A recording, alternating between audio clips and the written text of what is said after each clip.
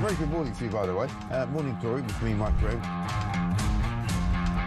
Just some breaking news for you coming out of Liverpool Crown Court. Good afternoon. Welcome to the programme. Welcome to the home of common sense. Loads to talk about, I promise you that. Loads and loads and loads. Yes, it's me again, your genial host, Kevin O'Sullivan.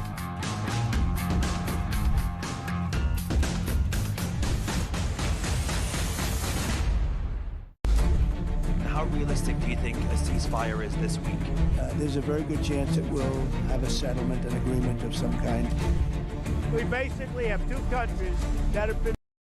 Across the UK, on DAB+, on your smart speaker, on your smart TV, and on your side. This is Talk.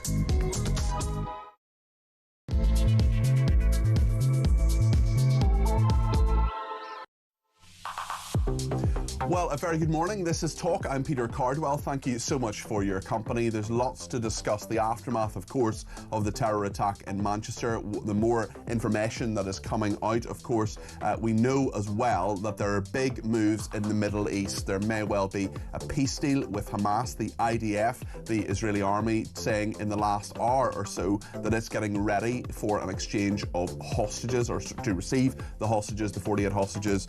We think 20 of them are alive. That is a big, big move. We'll get into all of that. Alex Bollinger is with us. He's a member of the Foreign Affairs Committee, a Labour MP. We'll talk to him. Also, the protests today.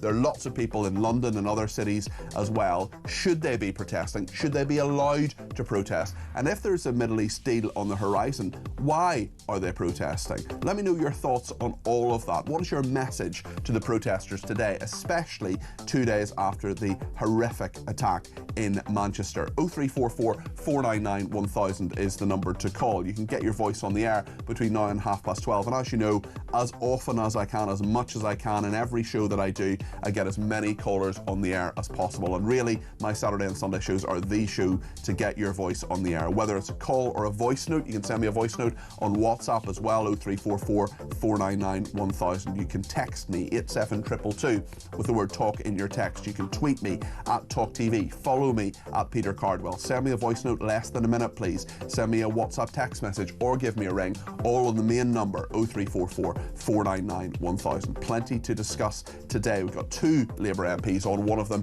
is the chairwoman of the Committee Against Anti-Semitism in the House of Commons. We'll talk counter-terror as well, because we have so many more details of the terrorist in Manchester as well. Loads to discuss. I want to discuss it with you. Give me your views. Let me know what you think here on Talk. Well, the Prime Minister has been saying, in his view, how hatred will never win. Certainly there is a lot of anger about the government. David Lammy was heckled yesterday. We'll look at that as well. And we'll talk to Alex Ballinger, who's a member of the Foreign Affairs Committee, a Labour MP, is in the studio. We'll talk to him in just a second. But let's just remind ourselves of what the Prime Minister said.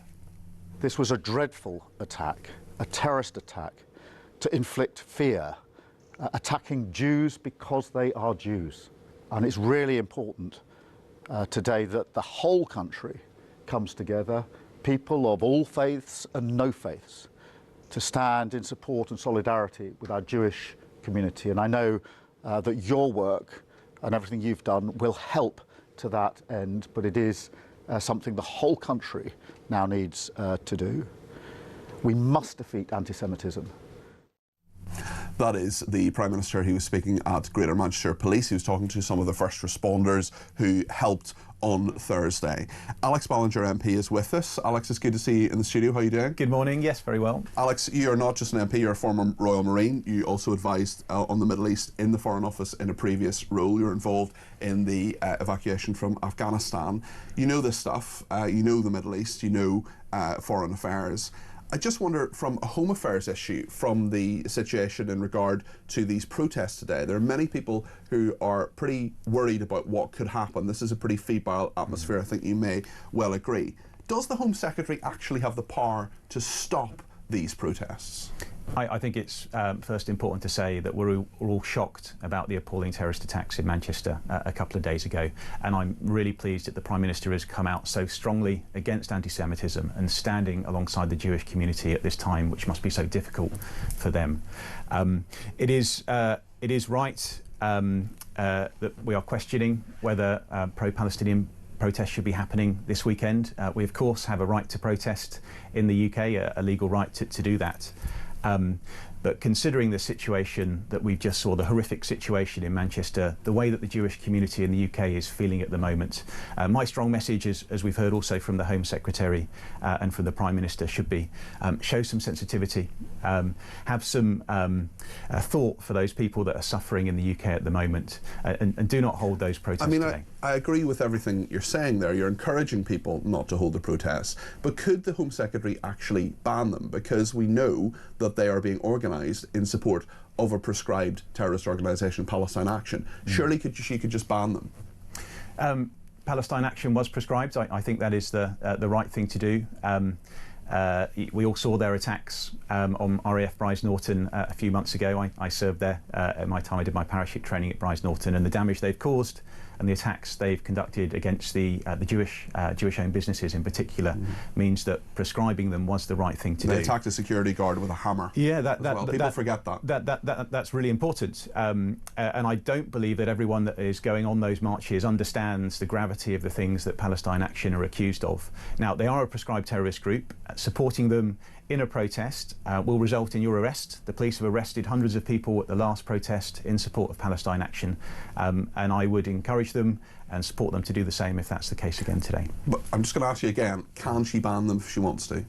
I don't believe she has the ability to ban protests. We have freedom of speech, we have the freedom to protest in this country. I think that's very important. My understanding of the Home Secretary's position, if there is no ability for the police to provide security during the protest, that there are additional powers that are available, but I don't believe that's the advice she's had from the police so far. Should the law change if you're saying the police are under a huge level of scrutiny, they're under a huge level of strain, especially when it comes to the additional resources that they need to put on synagogues? What would your thought be on that?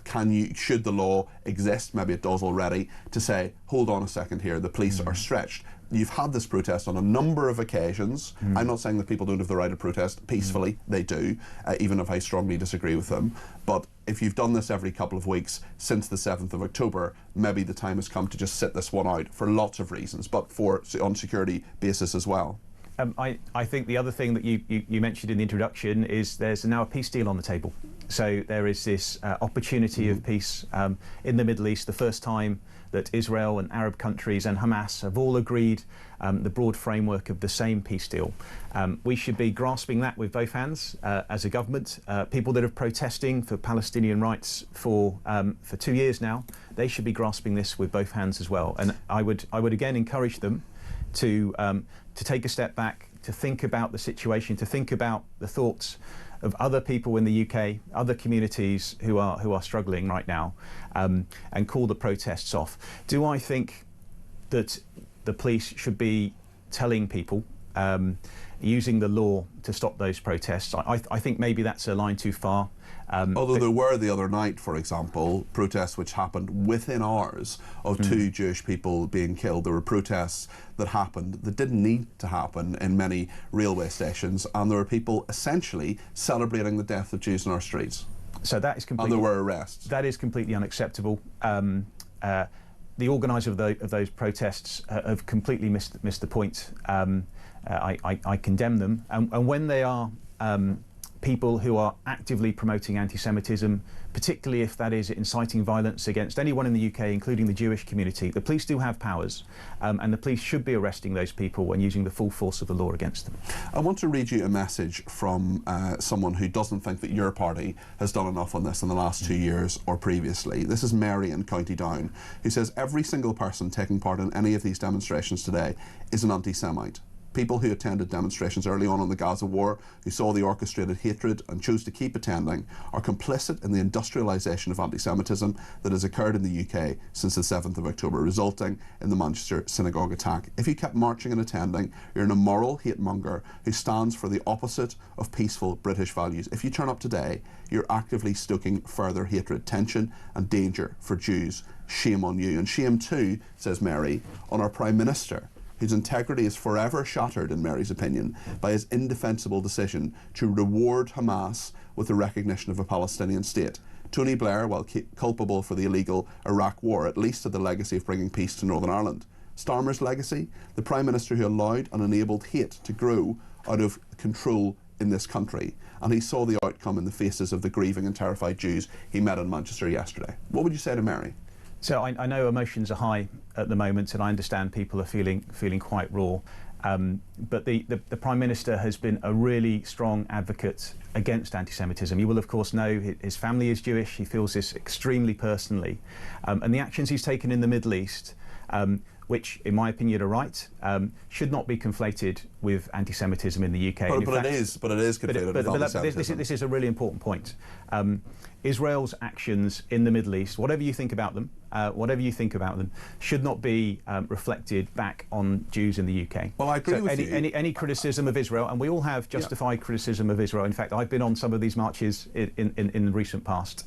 Why? Why have you gone on the marches? So I find, despite the appalling attacks of October the 7th, Israel's response to those attacks, Israel's disproportionate response to targeting of aid workers, the number of people in hospitals. We have, of course, on the Foreign Affairs Committee heard evidence from doctors that are working in Gaza, from journalists, from aid workers that have all been, it appears, targeted by the Israeli government in a way that is outside of international law. And you may remember Donald Trump's own disgust at seeing the number of children that were starving in Gaza. So most of the people that I met on these marches, they're protesting against what they see as the appalling situation for civilian Palestinians in Gaza right now. But you say, Alex, you say most of the people on the marches. You know, and you're a member of Parliament, you know that there are people on these marches who are, I mean, we could talk all day about everything you've just said there, but you know the people on these marches. There are some of them who are holding up placards in support of Hamas, in support of Hezbollah. They're shouting from the river to the sea, which talks about the destruction of Israel. They want Jews to die, not just in this country, but in the Middle East as well. If I was thinking of going on that protest, I would see what those people say, and I would say, I, both as a citizen and in your case as a member of Parliament, want nothing to do with those people. Why go on the march? So that the overwhelming majority of people on the marches that I've seen have been peaceful. Many Jews go on these marches. They are appalled at the actions of the Israeli government. Not the people of Israel. But you're associating yourself with people who are calling for the death of Jewish people. Why? It's important also to say, Peter, that there are people on the fringes of these marches that are acting in an anti-Semitic way. There are people who are supporting Hamas, supporting Hezbollah. A very small minority, but they are there. But why associate yourself with those people? So I am not associating myself with You those are, people. by going on the march. I'm You're part of the same body of people, and you know that they're there, and they've been there right throughout this time, Alex. So when I went on the march, which was before I was a member of Parliament. Okay. Have you been on as a member of Parliament? Not as a member of Parliament. I saw no evidence on that particular march of these anti-Semitic. But you know activities. it was there. You may not have seen it, but you're talking about tens of thousands of people. But you are correct that there are a significant minority that does espouse anti-Semitic views on these marches, and where people are supporting Hamas or raising banners supporting Hezbollah and these other prescribed terrorist organisations, or inciting violence, the police should act, and the police have acted. There have been a number of arrests, as you saw in the last. That's all fine, Alex, but as a human being, I would not want to be in any way associated with those people, yet you have chosen to associate yourself with those people by being on the same march as them, and you know they're there. I think it's really important to say that most of the people that are on those marches are there for the very human reason, the same reason that people are disgusted at the killings that we've seen on our own shores. They're there because they see thousands of children that have been killed, aid workers that have been targeted, hospitals that have been attacked. They have seen a situation where a country governed by a very extremist government, Israel at the moment, is breaking every international law of conflict. And I used to be a Royal Marine. I've served in conflict zones. I've worked in the Middle East. I've seen the kind of actions that they're doing, which are wholly illegal, wholly disproportionate, and have led to the killings of thousands more people than necessary. The strategy has been very clear in regard to eradicating Hamas. It's interesting, the Palestinian President Mahmoud Abbas has welcomed Hamas's response to Donald Trump's peace plan. He also renewed calls for an immediate ceasefire in Gaza, thanked the US and Arab and Islamic countries for their efforts in working towards peace. He confirmed the readiness of the state of Palestine to work constructively with the American President Trump from this moment and with all relevant partners. Just back to this country, the Deputy Prime Minister had a tough time in Manchester yesterday. I just want to look at this clip from in regard to what David Lammy experienced in Manchester. I have great pleasure in introducing our Deputy Prime Minister, David Lammy, and before I do, please,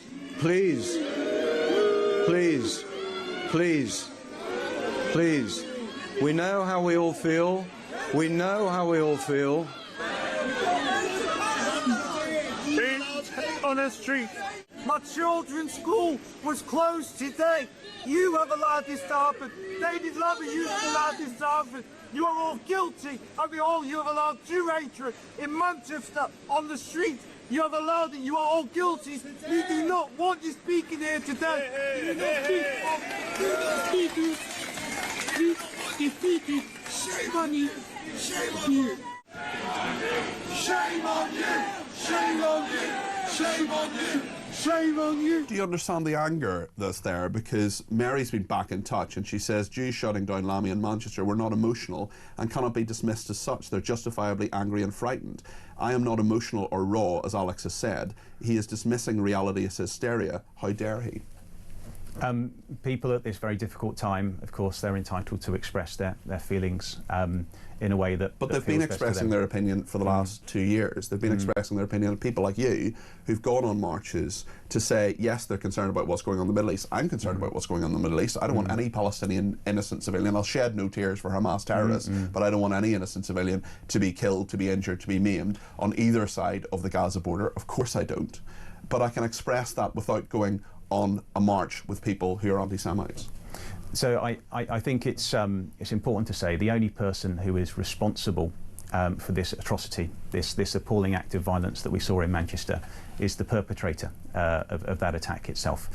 What the government Do you has not been think doing, there is some role for government in this? Do you not think that the kind of things we're hearing from David Lammy today and yesterday, from Keir Starmer, if we'd heard some of that, if we'd seen some action in the last couple of years, that anti-Semitism would not be as big a problem as it is in this country? So I think there are a number of challenges.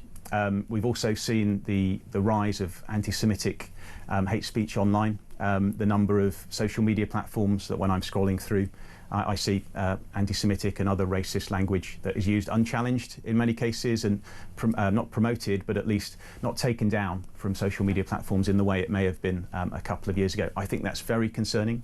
I do believe, and as we've said, on some of these marches there is a small minority of people that are espousing these views. It's all of the marches, and it's more than a small minority. And I think the police should be taking action in those cases. And as you say, there have been arrests, and there should continue to be arrests when people are acting. What the government has done, and what the government has taken in terms of a number of steps in the last couple of weeks, including the recognition of Palestine, has all been towards the focus of peace in the Middle East. In what way is recognising a Palestinian state helping peace? So what do we have today? What Keir Starmer said, essentially to Hamas, he was congratulated by Hamas, by terrorists, for what he was doing. In what way does that not reward terrorism? So in the last couple of weeks, we've had all of the United States' closest allies. We've had the UK, we've had Canada, we've had Australia, we've had France. We've had 10 countries in total, on top of the approximately 150 other countries recognising Palestine. That is a rejection of Israel's approach in Gaza and a rejection of the ongoing forever war that Netanyahu has been promoting in that region. I think that pressure... Hamas have been promoting that forever war as well, and they're the ones who are being rewarded here, Alex. I think that pressure has been noticed by the Americans, and we have now seen Donald Trump take a very firm stance with Hamas, rightly so, and with the current Israeli government, and that is what has brought this peace deal that we've got on the table now so close. I just think that's absolute nonsense. For the first time, we have an American president that's put actual pressure on Israel. Now, there was a peace deal under the Biden administration. That's not because of anything Keir Starmer has done. There was a peace deal under the Biden administration that resulted in hundreds of hostages being released. That peace deal was ended by the Israelis conducting another airstrike and restarting hostilities. Now, we've had a number of months where the conflict has got into a disgusting situation. We've had the withdrawal of aid, we've had starvation in the region, we've had tens of thousands of civilians. The Israelis themselves say that 83% of the casualties inside Gaza are civilian casualties. As the Foreign Affairs Committee, we've seen evidence of that back and front. We've heard from everyone involved, including from people representing the Israeli embassy. Okay, you've been very hard on Israel. We've got to wrap up the interview, but as a final question, do you believe Israel has a right to defend itself? Do you believe anything that Netanyahu has done since the 7th of October is actually justified? Because you've been very hard on Israel in this interview, and I just wonder whether you have any sympathy with the Israeli government and what it has done in Gaza, because a lot of our viewers and listeners will see a country that was horrendously attacked on the 7th of October and took action as a result. I have huge amounts of sympathy for the people of Israel, the victims of October the 7th, that abhorrent, appalling, horrific attack that was conducted, completely unjustified. And Israel absolutely had a right to respond. And Israel did respond with the full support of the UK at that point. But we're 2 years down now. There have been many opportunities to come to a ceasefire. There have been many opportunities for Hamas to give back the hostages. There have been many opportunities for Hamas to disarm. And Hamas are guilty as anyone. Hamas are a despicable terrorist organisation, and they should have no role in any future governance of Gaza. And I'm glad that the ceasefire proposal that is on the table at the moment includes no role for Hamas. But we cannot say there wasn't opportunities for Israel to end this beforehand. There wasn't an opportunity to release the hostages beforehand. Their demands stayed the whole way through. And there are senior military figures in the IDF that have been objecting to the way Israel has conducted the war because they believe that it's been prolonging the situation. Okay, Alex, thanks for coming into the studio. That's Alex Ballinger there, MP and for Labour and member of the Foreign Affairs Committee. Lots to discuss. What do you think about what Alex said there? Give me a shout, 0344 499 1000. Stay with us.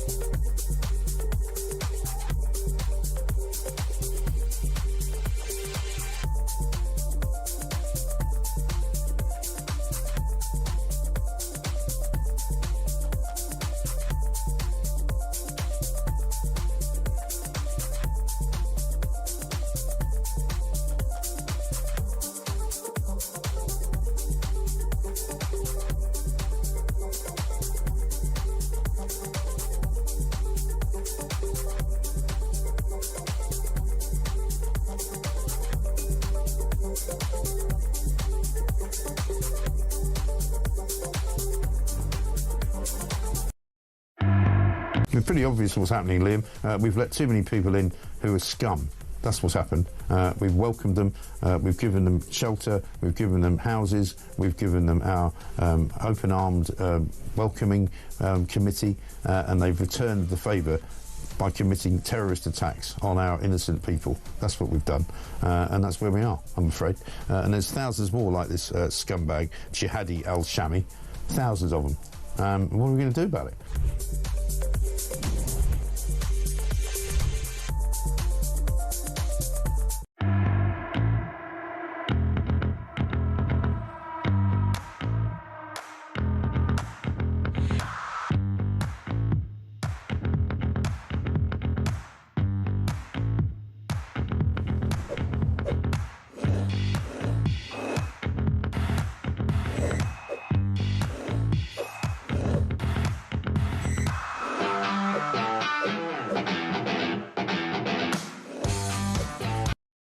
Across the UK, on DAB+, on your smart speaker, on your smart TV, and on your side.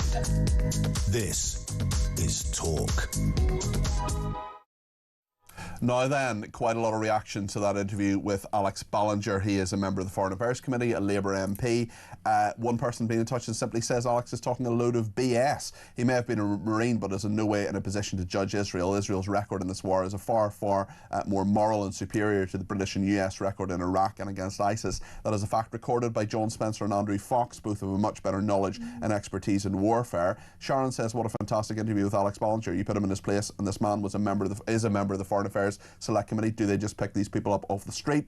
Alan says this MP is trying to justify the government's stance on Gaza. Do they not understand they are enabling the attacks on the Jewish people? They need to stop these marches. Their only priority should be the UK not telling other countries how to act. We are not a world power anymore. They only pander to the Muslim vote in the UK, and anybody who voices concerns are racist. Ben in Belfast says, I genuinely hope Alex is not representative of the army. As a soldier, he was dedicated to defending this country from terrorism, to uphold British values. He has clearly lost his integrity. Alex is everything that's wrong with Labour, says Ben, and his watery attitude, along with his strong defence of those who attend these hate marches, shows why Alex and his Labour colleagues are not fit to run the country and have neither intention nor ability to deal with anti-Semitism. Well, some strong views have come in, including from Grant in Bradford, who says that for a former Royal Marine, Alex showed a massive level of naivety. He bought into all the Hamas propaganda. Now, in fairness to Alex, he condemned Hamas, he called them terrorists, he said the 7th of October was a bad thing, but I disagreed with him on about 90% of what he said. In fairness, he came in, he did the interview. A lot of Labour MPs don't, although we are going to be hearing from another one who will have a different view. That is Juni Reid. She is the chairwoman of the All-Party Parliamentary Group on Anti-Semitism. She's a Labour MP for a Scottish constituency for East Kilbride and Strathaven, and I think that it will be a very different interview. Let's go to the debate desk now. Reem Abraham, who is head of media at the Institute of Economic Affairs, and Andy Williams, the political commentator, are both with us. Hello. Hi, good morning. Good to see you. Reem, there are an awful lot of people who are really hurting about this. As someone from, you're not a spokeswoman for all Muslims across the world, of course you're not, but as someone from a Muslim background, can you just give me your thoughts on what has happened over the past few days and the fact that I just want to ram home the message to some people, not everybody, that there are people like you who love Britain, who love this country and have a Muslim faith as well? Absolutely, yeah. I mean, first of all, I just want to talk about the two people that were brutally murdered, Melvin Kravitz and Adrian Dalby. Those two innocent individuals who were tragically killed in what can only be described as a heinous terrorist attack. And I really do think that from all of the conversations we've had this week, how much this has affected the Jewish community as a whole. What kind of sick person goes and kills people whilst they're praying? I genuinely, I was trying to think about this week. I cannot fathom what would compel somebody to do so. And it gets even more interesting when you look into his background. The Telegraph did a really interesting profile on this guy. And he came from seemingly a decent family. His father worked for the Red Cross as a paramedic, or as a surgeon, sorry. His brother was a pharmacist. His younger brother was a mathematician. I mean, seemingly a decent family, and yet this awful man, who is now thankfully dead, went in to try and kill people whilst they were praying because they thought as though he had some kind of moral superiority as a result of the conflict going on in the Middle East. It is absolutely he was an alleged rapist as well, you know, not just a murderer, not just a jihadi, but an alleged rapist as well. Andy, your impression on the last few days? Well, I mean, everything Reem has said I totally agree with. She's put it way more eloquently than I could. What I've found, apart from the horror of what happened, and I mean, Peter, you know, my wife is Jewish. I saw it unfolding while I was at work on Thursday morning. How did your wife feel? I think everyone in the Jewish community at the moment is scared and feels that they feel less safe and stable than they have been for a very long time. And one thing I've really picked up, both from my Jewish friends and from loads of people getting in touch with the show, if you want to do so, 0344 499 1000, is a lack of shock. It's awful, it's dreadful, there is definitely a sense that this was inevitable in some way, that something like this was going to happen. And what's really scary is the fact that people, I heard on the Today programme the other morning, people talking about synagogues needing like security, needing they protection all have it, outside synagogues. I mean, it's just horrific. But the other thing that I think is deeply concerning in terms of the debate that has emerged from what happened on Thursday is I have seen people out in the open saying this is a problem with Muslims. This is a Muslim problem. No, it is not. This is a problem with Islamist radicalisation. Yeah. This is a problem with people who are deliberately preying on and radicalising people. Okay.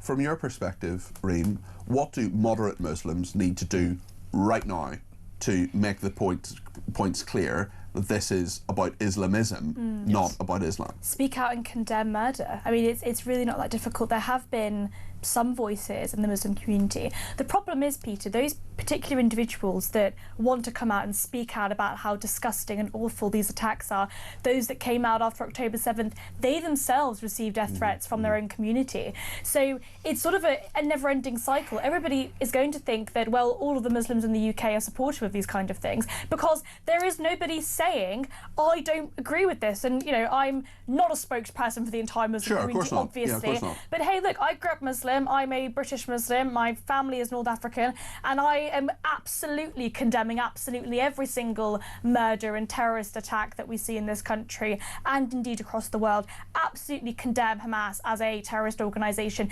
condemn what they did on October 7th, and of course what happened this week for those poor people, Adrian and Melvin, who lost their lives as a result of basically radical Islamism. And this is a huge problem. I also just want to say, when it comes to the protests, Peter, I am a libertarian. My view on the state is that they shouldn't get involved in what protests are, and I think that the right to freedom of expression is absolute. But what I view is legal and what I view as respectful are two different things. It is absolutely disrespectful this week to go out and protest, especially knowing that the Jewish community is so scared. Totally agree. We will get back to the protest point. We're going to speak to another Labour MP in a second, Joni Reid. She is the chairwoman of the all-party parliamentary group on anti-Semitism. We'll see what she has to say about all of this. She's coming up after the break, then we'll go back to the debate desk and let me know what your thoughts are. 0344 499 1000.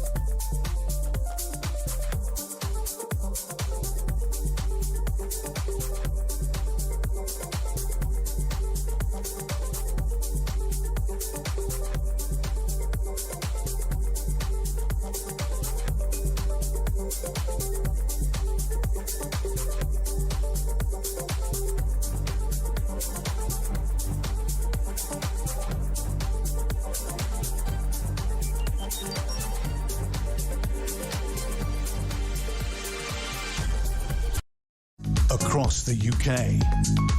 On DAB+, on your smart speaker, on your smart TV, and on your side. This is Talk.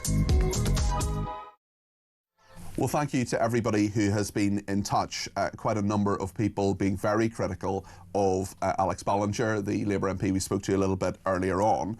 And Jules says, when challenged about the government's actions being a catalyst for the attack a couple of days ago, twice this morning, I've heard the argument that the only person to blame for the attack was the perpetrator himself. It's funny how on the other side they're vehement that the words and policies of people on the right are directly responsible for attacks made on them. For example, Joe Cox's horrendous murder, says that person. Shane says, Alex Ballinger, what a wet lettuce. He's two-tier Keir spokesman of rubbish. I'm surprised he didn't say Hamas aren't a terror group. He said he and the others need to go, says Shane in Plymouth. Well, in fairness to Alex Ballinger, he called Hamas a terrorist group. He said what happened on the 7th of October was horrendous. I disagreed with him on many other things. We're going to speak to another Labour MP now who may have a slightly different perspective. Judy Reid is with us. She is the chairwoman of the All-Party Parliamentary Group Against Anti-Semitism. She's the Labour MP for East Kilbride and Strathaven and also on the Home Affairs Committee. Judy, good morning. Morning, Peter. Judy, tell me your thoughts on the last few days, and as well as that, how people have reacted, especially those who are planning to take to the streets today to protest. So it's been less than 48 hours since a most horrific anti-Semitic attack on Yom Kippur. We're on our very streets in the UK, and the really sad thing about it is that the Jewish community has been warning us about this for some time. It's a time to stand in solidarity with the Jewish community and to say that we're going to eradicate anti-Semitism wherever we find it. But I think it's really important that we all, whether it's political leaders, members of the community, all stand shoulder to shoulder with the Jewish community at what is a really difficult time. Let's not forget that they were murdered, we believe, because they were Jewish. So a message of solidarity is incredibly important, and I think that that should cut across all sections of society. The protests are worrying. They're certainly not going to comfort the Jewish community. We know that they feel traumatised at the moment, and that we need to put their safety and well-being at the forefront of our mind. I do think that, though, we need to, when things have settled, take a step back and think about what's driving people to make anti-Semitic statements and placards and chants on these marches. We have a very serious problem. Of course, anti-Semitism is a very What do you think drives it? What do you think drives anti-Semitism? So, well, the first thing I'd say about anti-Semitism is that it's one of the oldest forms of hatred. It goes back thousands of years. So it's nothing new. And that's why the Jewish community has invested so much money in its own security operation for decades. So it's nothing new. But there is no question that there's been a spike in recent years, and I think that's driven by two things. Firstly, the conflict in the Middle East. So, unfortunately, Jewish people are held responsible for the actions of the Israeli government and Netanyahu when they are no more responsible for the Israeli government's actions than Muslims are for the actions of Hamas, or anyone else is responsible for their actions of their government. So we know that there's always a spike in anti-Semitic hate crime when there's conflict in the Middle East. That's the first thing. The second thing is building on this long history of anti-Semitism. It's got a new place to thrive, and that's online. We see a lot of Holocaust denial, anti-Semitic tropes, and actual incitement to violence. If I went on my phone right now, I'd find that stuff in a matter of seconds. It would be directed towards you as well, I'm sure, Jodie. I wonder, of course, you've talked about the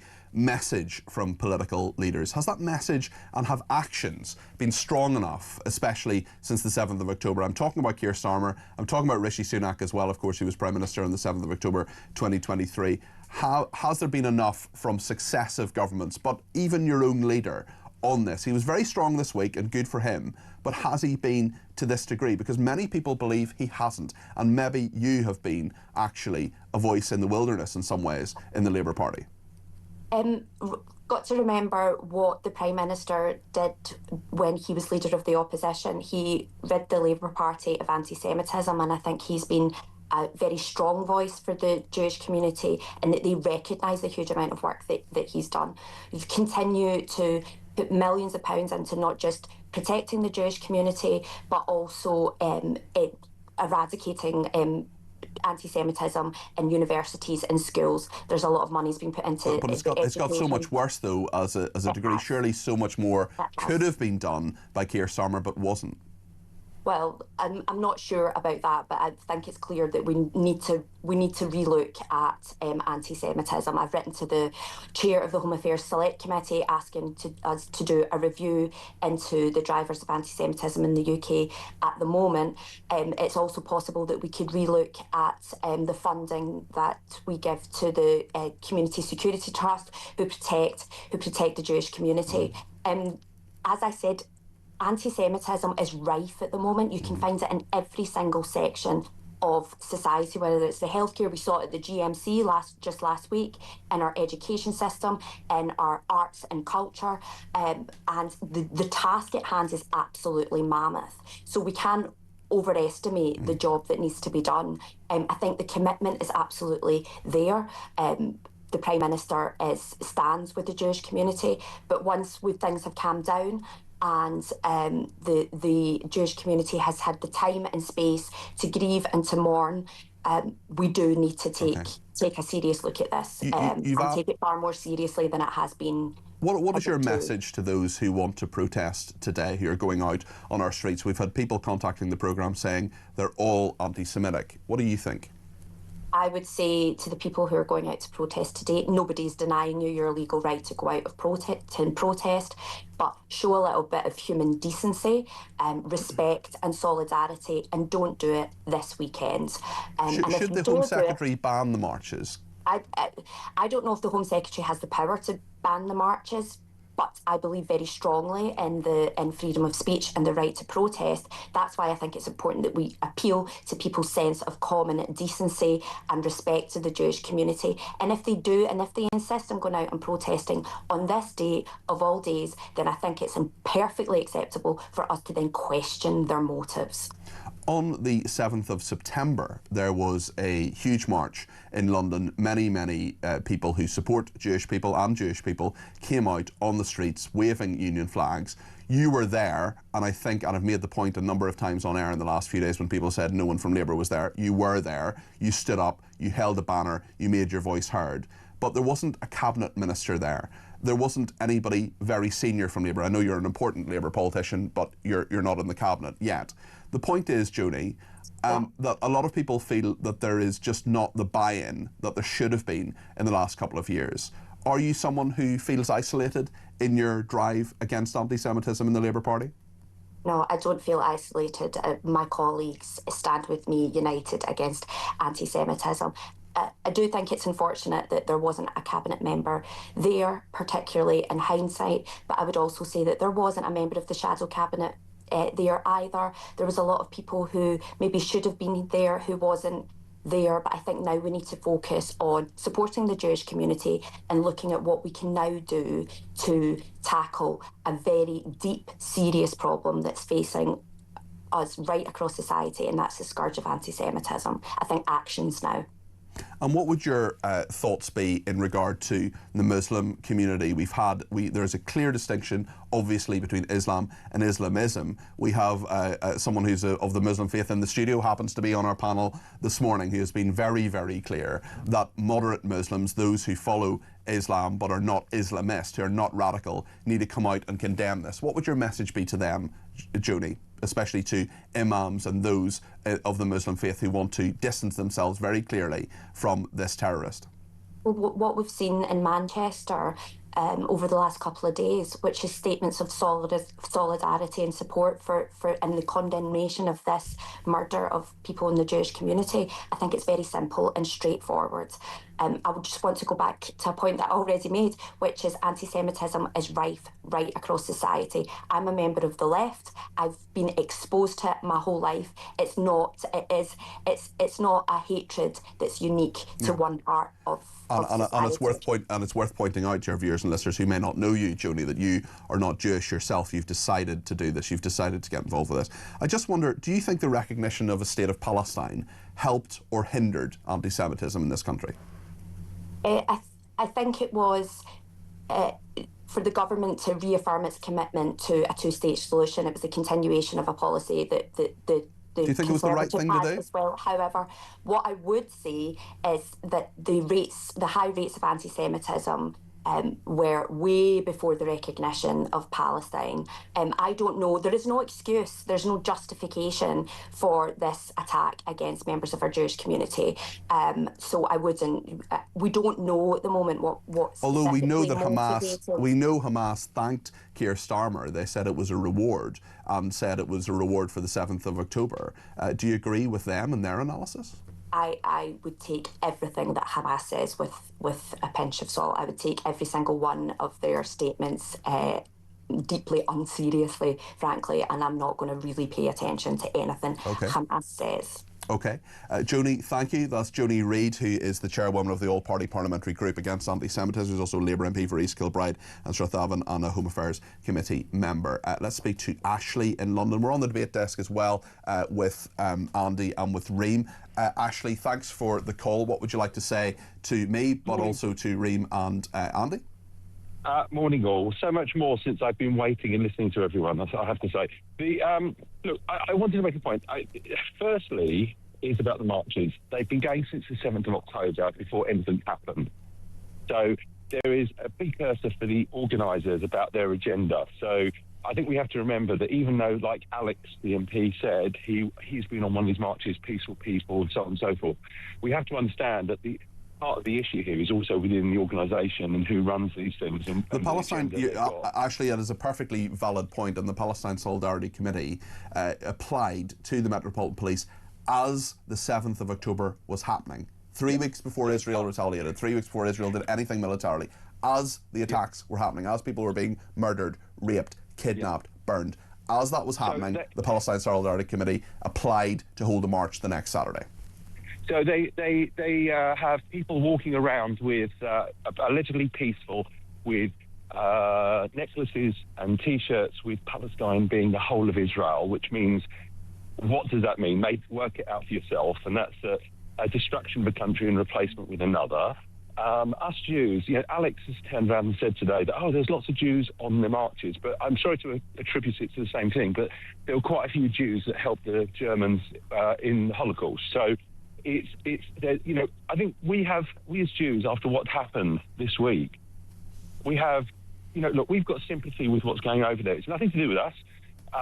However, we believe as Zionists, which is a demonised word these days, which, just to be clear to all the audience, that, as a Zionist, our belief is that Jews have a right to self-determination. Yeah. I'm a Zionist. It doesn't go any It's not a dirty word. Yeah. It doesn't mean that we agree with the government, or we don't think some things are abhorrent and things that have been said and people in the government are awful, which they are.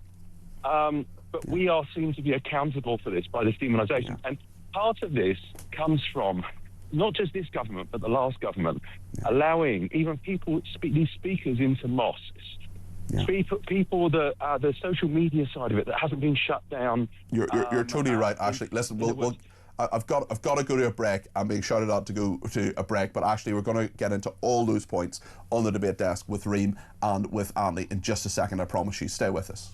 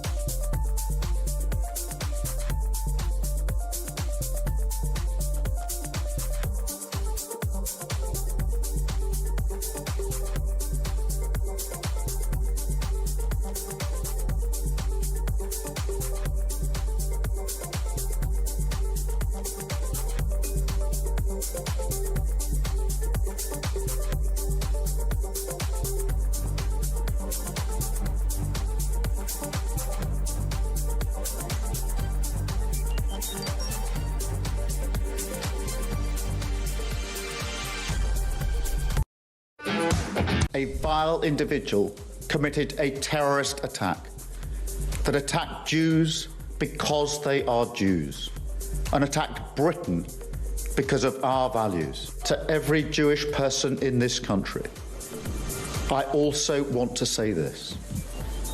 I know how much fear you will be holding inside of you. I express my solidarity, but also my sadness that you still have to live with these fears.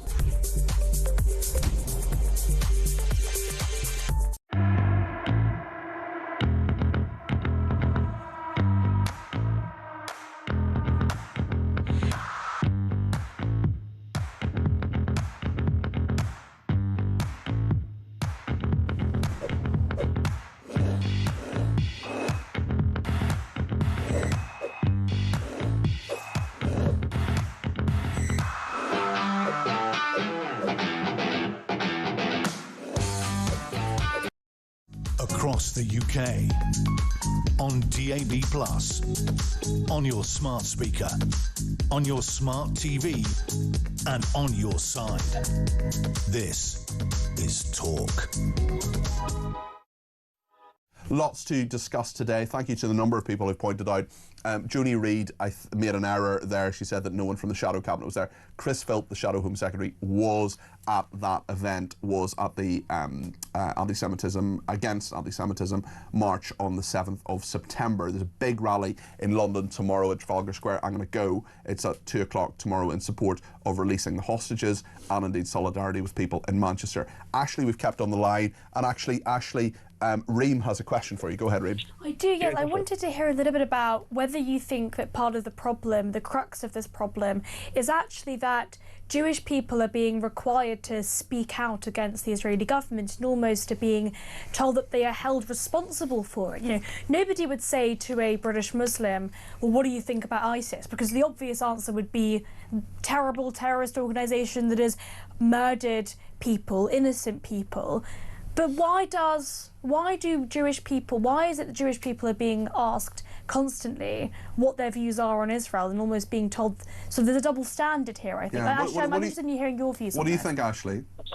Well, I think that people are being taught certain things, and people watch TikTok videos, and they also, for some reason, automatically take the assumption that because you're Jewish, you agree with absolutely everything, and if you are a Jew, you have to justify. Are you my friend? Oh, well, if you're an anti-Zionist, you can be my friend, but if you're a Zionist, you believe that Israel has a right to exist. I also just, on a very basic level, I often say to those people, Ashley, well, you're British, so obviously you clearly agree with every single thing that Keir Starmer does, just in the same way as every Jewish person and every Israeli clearly agrees with every single thing Benjamin Netanyahu does. Right.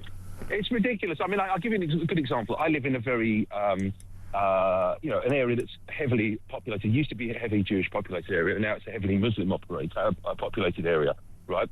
So we have my road. We've got a great mixture, and I've got great relationships with all the people, Muslim, Christian, Hindu, Sikh, all of us. We're a great bunch, and we always talk about, and we do talk about these sort of things, and not in an inflammatory way, but what we do get, the interesting thing is what Reem said earlier, which I really appreciate what she said, and that's that Muslims within the Muslim community, for instance, find it very difficult to say something or agree with something, or even say, look, there is some justification for this, or this should happen, because they're concerned about what people within the community say. And without obviously clearly naming names, one of my friends says that, some of the talks they get indicate this, and there's a hierarchy within the mosques. Well, listen, those are really, really good points, Ashley. We're just going to have to leave it there, but thanks for your contribution this morning. Andy, I want to bring you in on this. I wanted to raise a point that I think it was Ashley made about social media. I think this is one of the big problems. You see people all the time, I see it on my Instagram feed, people sharing these very sort of clippable memes that make out that this is a really black and white issue, and I think it's a lack of there is a lack of appreciation of the complexity of what is going on in Gaza. Some people say, well, it's just this. It is, there's a reason this conflict has been going on for 7 decades Like, it is complicated. But is there a reason? Is it people's search for just clarity and sometimes moral clarity on this? And I would argue that a lot of those people in those marches, and indeed sharing a load of stuff online, are often just virtue signalling. They're saying, look at me, I'm on the side of the oppressed here. That is exactly what it is. It is virtue signalling, it's performative. It's people who want to look like they have the moral high ground. And actually, to come back to I forget her name, Joanne's point about... Joni's point about Keir Starmer, who's taken a load of criticism. I mean, say what you like about Keir Starmer, but you cannot start blaming him, as I think Netanyahu did, for what happened on Thursday. You know, when he was... The point that was made and was David when Lammy he was... as well. exactly, I mean, when could they have done more to attempt, not necessarily, I don't think you're going to get through to that man, to that scumbag, the terrorist, but there are many others they could have, in theory, got through to, but didn't take the opportunity to do so. I think just briefly, as Prime Minister, you're walking a very complicated diplomatic and international tightrope, and you can't always say the things you truly believe, which is why Keir Starmer's handling Donald Trump in a certain way, for example. Okay, thank you both. We're going to come back to the debate desk after 11 o'clock, unusually, because there's so much more to discuss with Reem and with Andy. I'm with you too, 0344 499 1000. Stay with us.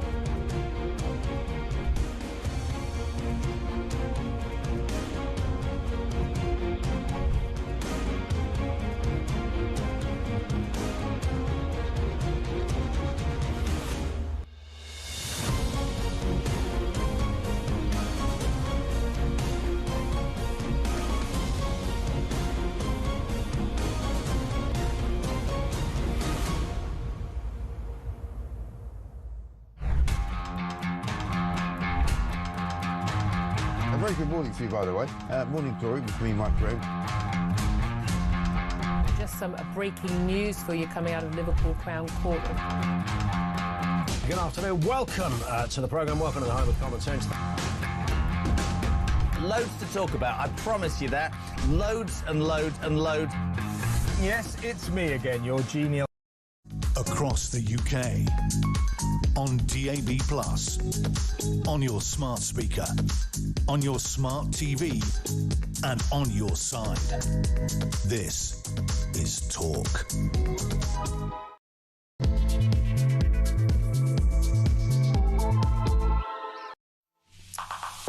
Well, a very good morning. This is Talk. I'm Peter Cardwell. It's just gone 11 o'clock. Thank you so much for everybody who's been in touch. We'll get as many of those calls, texts, tweets and voice notes on air as we can. We're going to talk about extremism and terrorism in this country. Professor Roger Griffin is coming on to talk about that shortly. We're also going to talk about the Conservatives. Kemi Badenoch under pressure this week at Conservative Party conference in Manchester. I'm heading up there for part of it. She has vowed to lead the European Convention on Human Rights to protect borders if the Tories are elected. What do you think about that? We're on the debate desk with Reem and Andy as well. What do you think? 0344 499 1000. Also, those protesters who are on the streets today, barely 2 days after the horrendous terrorist attack in Manchester. What do you think? Should they be on the streets? What's your message to those protesters today? 0344 499 1000 is the number to call. You can text me 87222 with the word talk in your text. You can tweet me at talkTV. Follow me at Peter Cardwell. Send me a voice note, less than a minute, please. You can send me a WhatsApp text message or give me a ring, all on the main number 0344 499 1000. We're back on the debate desk in just a few seconds too. Stay with us here on Talk. Reem Abraham, Head of Media at the Institute of Economic Affairs, and the political commentator Andy Williams are still with me. We're going to go back to the terrorism story in just a few minutes' time. Couple of other stories around today. Conservative Party conference, Reem, I know you're heading up there yourself, as am I, for part of it. The European Convention on Human Rights, Kemi Badenoch, following Reform UK, some would argue, and saying they want to withdraw from it. Your thoughts on that? I must say I have been rather impressed by Kemi Badenoch this week. I thought that actually the way she's come across is somebody that is said, you know what, we're not going to rush out press releases like Reform have done. We are actually going to think about the policy. We've had some time to think about it. We've done these policy groups, and now we're going to say, you know what, this is what we're going to do. And the ECHR was one of those things where she said, I think that we actually should be leaving the ECHR. And what it does come across is a little bit more reflective, a little bit more considered, and it feels as though there is a genuine sort of plan for how this could feasibly work. So okay. I've been rather impressed. Let's hear what Kemi Badenoch has been saying on this. We need to stop the boats. Today, after months of work and detailed planning, I'm announcing that the next Conservative government will take Britain out of the ECHR. This is not a decision I take lightly, but our country is our home. It's not a hotel. Nothing will stop me restoring control of our borders. Yes, in government, we tried to control immigration. We passed law after law, and each time they were overturned in the courts. We have looked at every other solution. This is the only way. And I'm brave enough to do what needs to be done. Brave enough to do what needs to be done, Andy? No. I think this is an example of a decision that was made months and months and months ago, but there was this confected review. I mean, did anyone really believe that the outcome of this review was going to be that we should not leave the ECHR? It's laughable. Kemi Badenoch's laughable. This whole conference that starts tomorrow is going to be probably the least well-attended, least impactful Conservative Party conference of any of our lifetimes. Could have a big impact on Kemi Badenoch if she doesn't make it through it, and people are talking about her going. I think it's pretty clear that she'll make it through it, stumble along until May, and get absolutely trounced at those local elections, and then Robert Jenrick will take over. But I think it's another symptom of a deeper malaise in the Conservative Party, and actually on the right in general, which is if we just slash and burn, if we just leave things, if we leave the European Union, if we leave the ECHR, if we abandon our commitment to fundamental human rights, everything will just be fine. And it's not abandoning commitment to human rights. The ECHR provides a framework. Okay. But if anything, it's been the opposite. It's not been a slash and burn. Really, the slash and burn, let's just leave everything, has sort of come from Reform. Well, I agree with that. If anything, the Conservatives have actually, I think, the complete opposite. They've not gone across as slash and burn things. They've said, let's think about this in a considered way. And I'm sorry, but leaving the European Union was absolutely the right decision. We don't need to go into the details of Brexit now, but that was not a brash decision. Yes, that was a considered decision. It was not. We've had the amuse-bouche on that one. We will have the main course a little bit later on in the programme. Matthew Goodwin-Freeman, the political commentator and indeed Conservative councillor, will give us his view on that. But just before you go, and thank you for staying on a little bit longer on the debate desk today, I appreciate it, and you've both been brilliant as always. Climate. Tell us your thoughts on what Kemi Badenoch's been saying and what other leaders have been saying as well. Yeah, so after Labour Party conference, or during Labour Party conference, we saw that awful man, Ed Miliband, give a terrible speech where he sort of said, we're going to send the frackers packing. I mean, he wants to have a permanent ban on fracking, which in reality won't really do very much because we already have a de facto ban on fracking. Anyway, it's almost impossible to do. What Ed Miliband wanted to do was to restrict the supply of energy. When he was talking about the cost of living, energy bills were about half what they are now. So the question is, why does the UK have some of the highest industrial and domestic energy costs in the world? It is because of arbitrary targets like net zero. And then Kemi Badenoch this week, again, I've been rather impressed by it, came out and said a Conservative government would leave the abolish the Climate Change Act, repeal the Climate Change Act and abolish net zero. Abolish, repeal, scrap. Here we are again. You know, simplistic solutions to very complex It's not simplistic. problems. Now, I think it is simplistic, and I'll explain why. Firstly, on fracking, by the way, I agree with you. I would not ban fracking. But the Climate Change Act underpins £24 billion a year of investment in the stability of our energy system. And if you take it away, you undermine confidence in investing in the fundamental stability of how our entire energy system works. True. The Climate Change Act has been working for a really long time. It's not been working. It's just a basic act of symbolism, I think. Why do we have such high energy costs? Not because of the Climate Change Act. That is not why we have high energy bills. Well, it is because why have we restricted energy supply? Why do we have a de facto ban on fracking? It is because of net zero. We should be open-minded about having a broad energy mix. But things like wind, which is a big bogeyman, for example, it generates about 30% of our energy and is cheap. And that's part of why it's so but that's part of why energy costs are so expensive. Okay. Look, I believe word, climate change is real, but absolutely we should not be getting taxpayers to subsidise net zero policies. Final word briefly from Andy. As I say, scrapping the Climate Change Act, leaving the ECHR, these are simplistic answers to complicated problems, and I don't think Kemi Badenoch is serious. Lots to talk about, and if you have some views on Ed Miliband's wind problem, give me a shout on 0344 499 1000. Maybe he has a gas problem too, who knows.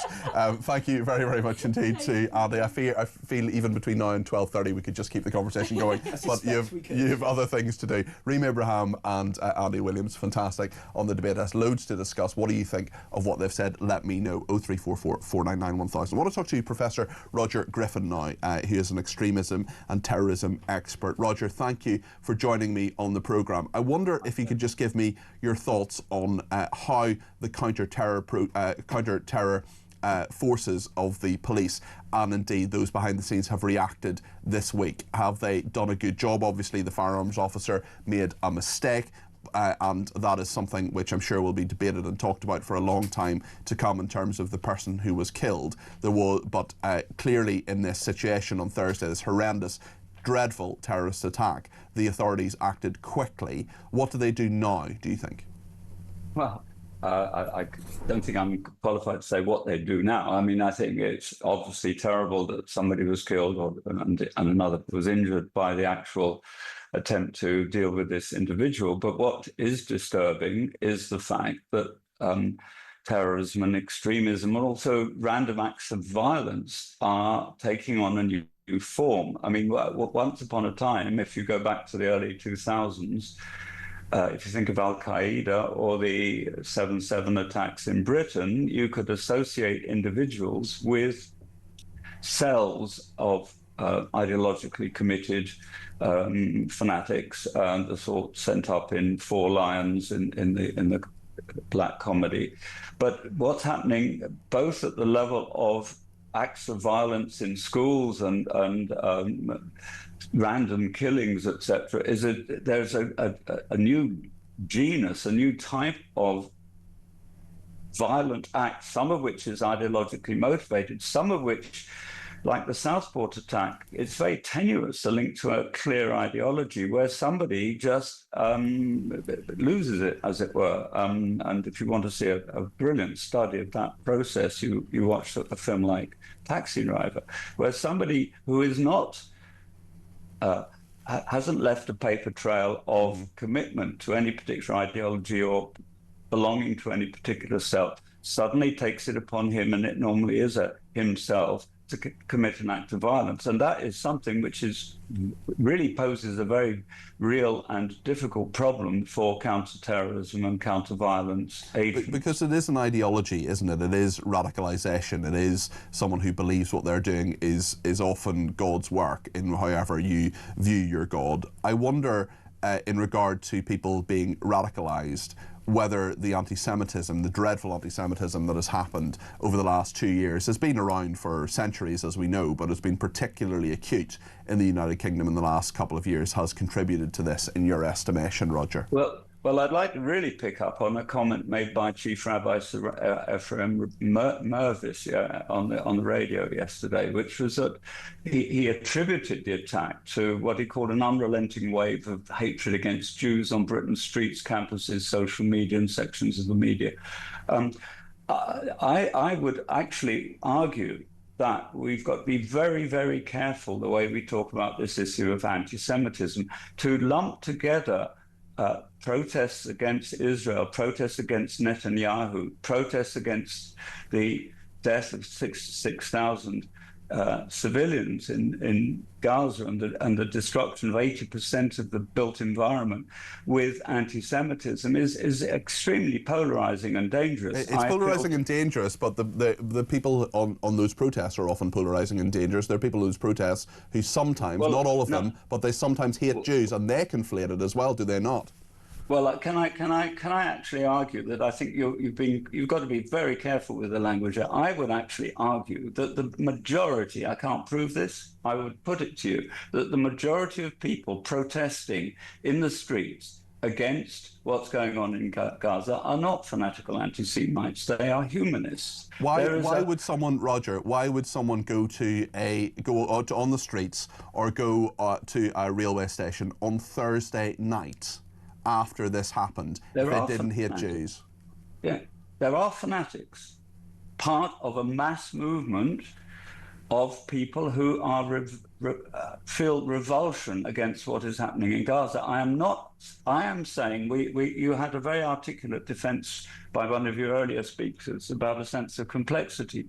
To lump all IDF protests together with I don't think people are lumping them in. I don't think it's 100%. But there are, I mean, my point... It's a fringe. Okay, well, I don't know if it's a fringe. I think it's a lot more than a fringe when you look at the level of anti-Semitism in this country. But is it anti-Semitism? It is anti-Netanyahuism. I am anti-Netanyahu. I am part of a humanistic sense of revulsion about what is happening in Gaza. That does not make me an anti-Semite. Of course it doesn't, Roger, and I would never suggest that. The point I'm making is that why would someone go on one of those protests if you know there are people who are part of that protest, who are holding up signs, talking about being in praise of Hamas, in praise of Hezbollah? There have been some very intelligent journalism and TV reports. Sorry, I'm not trying to suggest you're not part of that intelligence, which have made a point of showing that there are a lot of. If you look at the slogans, if you look at what is being said, if you interview people on the march, it is very nuanced. There's a spectrum of people. But why would you associate yourself with those people? I am absolutely revulsed by what is happening in Gaza. Yeah. I think it is horrendous that there are children who are dying. There are innocent civilians. I will shed zero tears for Hamas terrorists who die and who use people as human shields. I'm very, very affected by what's happening to the civilian population there, just as I was on the 7th of October and since in Israel. The point I would say, Roger, is if I were to go on, I'm going on a demonstration tomorrow. I'm going to be in Trafalgar Square with people who are demanding the release of the hostages, for people who are saying that there should be peace in the Middle East and are commemorating the 7th of October. If there was a single person there who was a racist, who was holding up a sign saying that they believed in violent jihad, or they believed in Hamas or Hezbollah or any other terrorist organisation from any part of the world, I would not be part of that demonstration. And you would leave the demonstration if you saw a poster or a slogan or a placard that you disagreed with. I mean, no, not that I disagreed with, but was in support of a terrorist organisation. Yes, but I must tell you that, I mean, I'm in Italy at the moment. There are mass protests all over Europe in cities, and when the rabbi talked about campuses, I'm a university lecturer. I know exactly what was going on in the campuses at Oxford University. To lump them all together is anti-Semitism. But I'm not lumping them all together. I'm not lumping them all together. You're not, no, but the chief rabbi did. I believe that faith leaders even if they're in a moment of extreme and natural grief and anguish, must be very careful not to see the revulsion against what's going on in Gaza as a symptom of a wave of anti-Semitism. It's the polarization of the language which is feeding. Surely, okay, Roger, I think we can probably agree on that point. But in regard to the polarization of the language, aren't there people on those marches, aren't there people who share things on social media who are in a situation where they're holding every Jewish person responsible for the actions of Benjamin Netanyahu? And they are no more responsible for the actions of Benjamin Netanyahu than you or I are for the actions of Keir Starmer. Can I make another point about language? Another rabbi talked about who was heroics, helping hold the doors against the jihad al-Shami, talked about seeing evil and hate with his own eyes in the face of that man, and I'm sure he did. But it would be wonderful if he could also took the opportunity as a faith leader to point out the way that millions are seeing another face of hatred and evil in what's happening in Gaza. Why is that relevant to what that person is saying on that particular day? Because it's as a faith leader, we should be not using language which somehow polarizes out. Why should that person necessarily talk about what's going on in the Middle East? What have they got to do with it? I think that great spiritual people rise above the language of demonization. But are you not falling into the trap of saying that Jewish leaders must simply say something about what's going on in the Middle East? No, I'm saying that I come from a Christian tradition. I have heard some wonderful examples of people in all faiths who, when there are fanatically, ideologically inspired acts, they take the opportunity. Okay, but why is it not okay simply to say what happened on Thursday is wrong? Why does they have to say anything about the Middle East? Why not talk about, you may as well talk about what's going on in Nigeria. Yes, because, you may as well talk about Sudan. I'll tell you why, Peter. Because there are people out there in Britain who will take his words about the evil and hatred in the face of the terrorists and generalize that to Muslims, and that's not his fault. Islamophobia. That's not his fault. Well, that's a whole other debate, Roger. Listen, thank you for your time this morning. That's Professor Roger Griffin, who's an expert in extremism and terrorism. I appreciate him joining me on the programme. Some breaking news: at least 30 people have been injured in a Russian drone strike on a Ukrainian railway station. That's according to President Volodymyr Zelensky in Ukraine. He wrote on X, a savage Russian drone strike on the railway station in Shoska in the Sumy region. All emergency services already on the scene have begun helping people. So far, we know of at least 30 victims. Preliminary reports indicate both Ukrainian railway staff and passengers were at the site of the strike. Thank you to Tracy in Wakefield, who says, your guests talk about what's happening in Gaza. We do not know what is happening, as the information we receive is from Hamas sources. However, he is an expert when he has picked a side. Tom in Bletchley says, Andy Williams on Net Zero, he appears to have said next to nothing about the stability of the national grid. Why are guys like him even allowed to comment on such things? Well, we have free speech. We are the home of free speech. People can say what they like, whether they're informed or not. A granddad says, why do lefties never listen to common sense and have an open mind? Another person, Matt in Brighton, says, Kemi will leave the ECHR if the Tories win the next election. That's like me agreeing to donate the match ball to charity after scoring a hat-trick in the World Cup final. Never going to happen. They are finished, says Matt in Brighton. Lots more about everything we're talking about. We'll take your calls, voice notes and messages next here on Talk.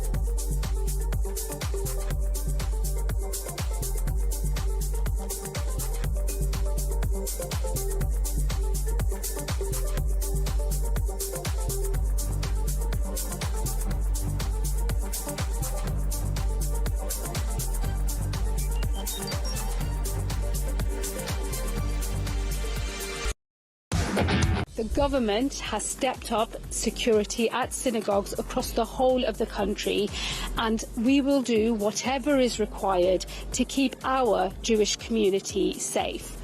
I know that there are many questions that are still to be answered, and rest assured they will be answered as quickly as possible. What I do want to say is, to those who seek to divide us, they will fail.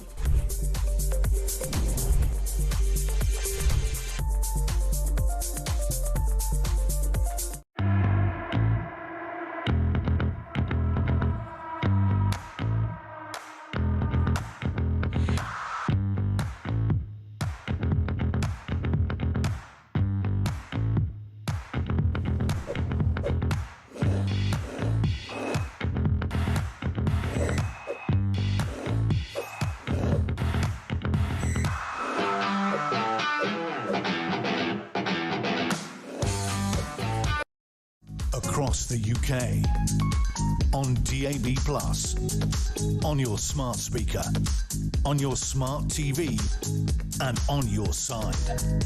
This is Talk.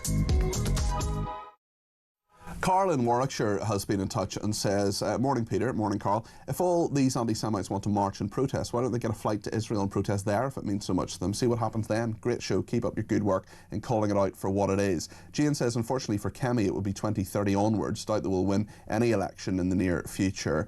Samantha's been in touch and says, Andy, who we were speaking to earlier on there, Andy Williams, so wrong about Netanyahu, can't blame Starmer, but Starmer can blame Farage for all sorts of hate. Starmer can paint a bullseye on Farage's back, and then people like Andy will say it's not Starmer's fault. It's been shown time and time again. Raise the colour march. Starmer's government had plenty to say until Thursday. That same government had nothing to say about pro-Palestinian hate marches. Stephen Cumbria says, I believe Starmer's real problem is that he's never failed in his life. Exams passed, joined the right club, climbed the ladder.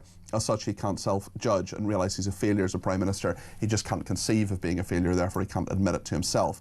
Ian in Lancashire, the answer, I don't listen to whatever Hamas says, does not cut it. There are a lot of people who are listening and take notice of what Hamas are saying. Many of them will be marching today. Let's hear a couple of voice notes, including from Deb in Lincolnshire.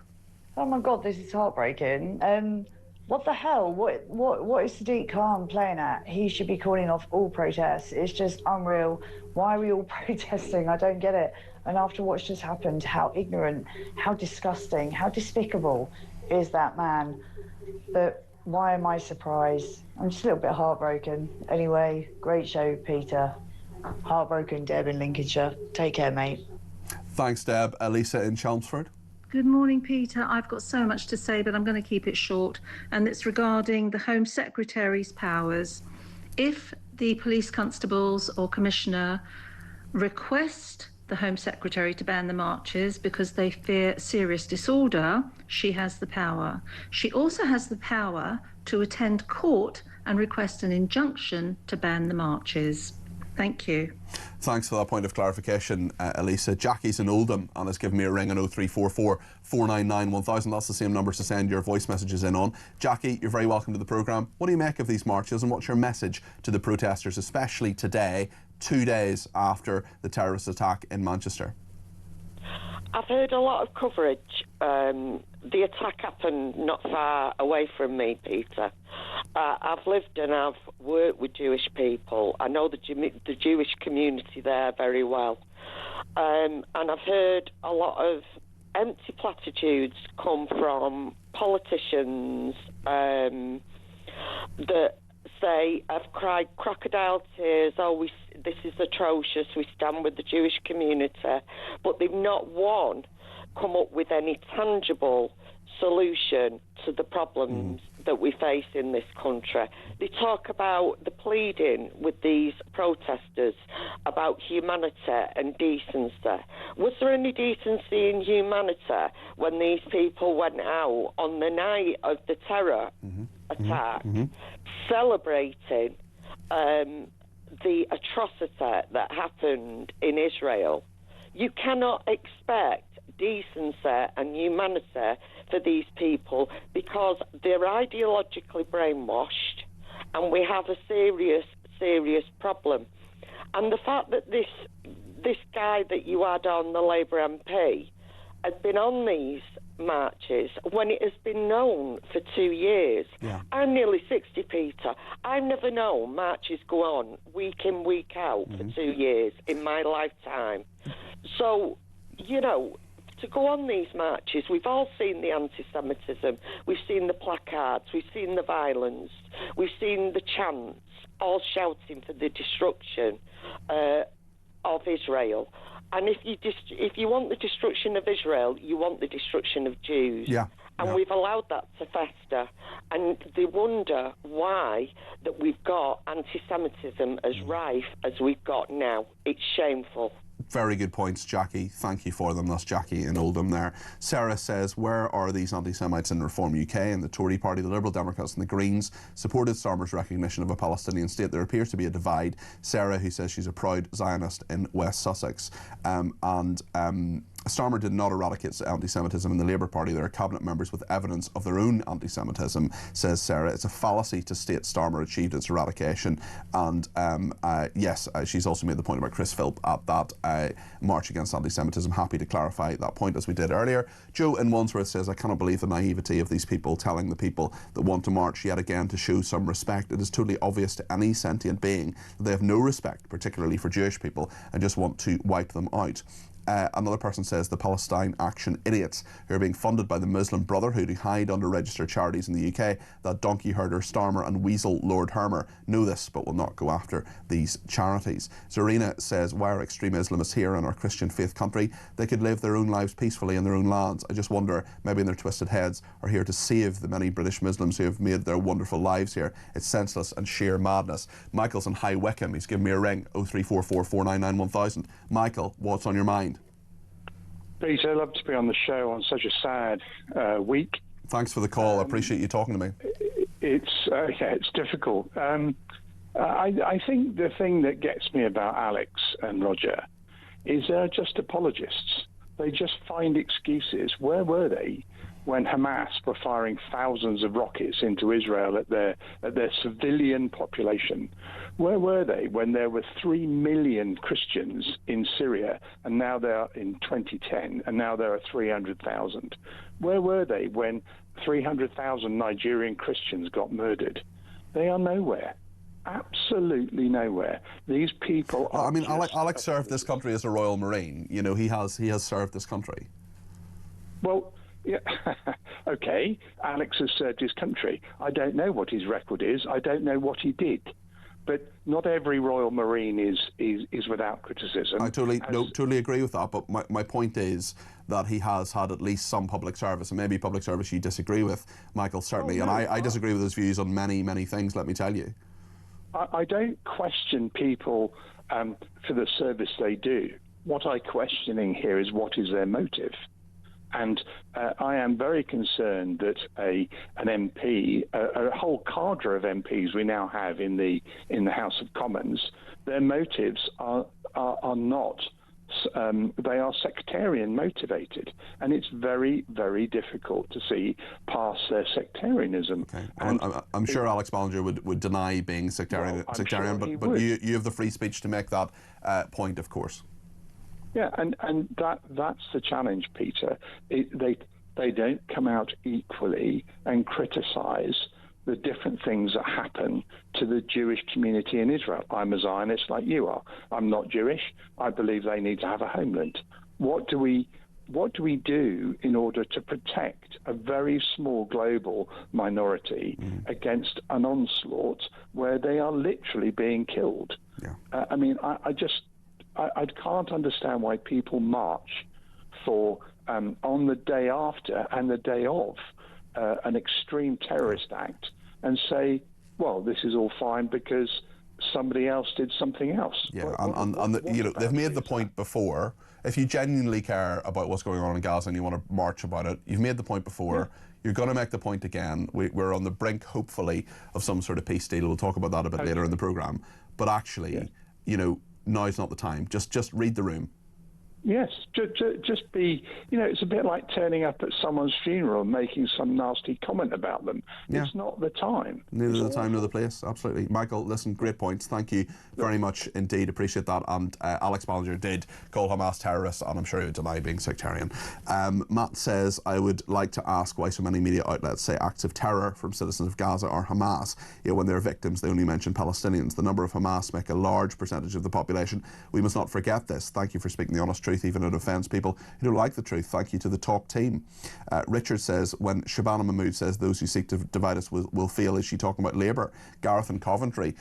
Morning, Peter, hope you're well. We need more people like your female commentator, Reem, running the country where skin colour and religion is no excuse. If it's wrong, it's wrong, no matter what you believe, says Gareth. Dorothy in East Kilbride. Alex Ballinger failed to mention all the hostages could have been released at any time, but Hamas do not want the fighting to end. Hamas started this, and it is Hamas who continue to put their people in the position they are in. Ernie says, if these pro-Palestinian protesters are peaceful, why are we spending millions on policing them? Stop the policing, who we as taxpayers are paying for, and let's see how peaceful these people are. Let's hear another couple of voice notes just before the break. I want to hear from Maddie now, who talks about protesters and respect. Morning, Peter. This is Maddie from Essex. Of course, the protesters should show some respect and not continue with their march today. But what I'd really like to know is that when one religion kills people of a different religion, then surely the status should change to a political group or a cult. And I think legally the government should look at this. And on another note, it is the public purse that funds mosques and community centres that radicalise these Islamists. Thank you. Thanks, Maddie. Of course, it's not all public funds. We've got to remember as well. Cass has been in touch. Peter, these politicians are liars. Where are the protests against Hamas? I haven't seen any banners and flags and tears, right, for the hostages. Where are the protests and the marches for the hostages? They're wicked liars. It's a wicked religion, Islam. It's time it came to an end. Cass, thanks for your thoughts there. I think there is a very clear distinction that can be put between Islam and Islamism, which is the radical Islam version that Jihad al-Shami had in his mind. Also, the good news is that, look, I know and I always remember, and we're not a London-centric station. I'm sitting here in London, but we're about the whole country. We're about the whole world, but we're about the whole country. 82% of our viewers and listeners do not live in London. We're probably the least London-centric station that you're possibly going to find.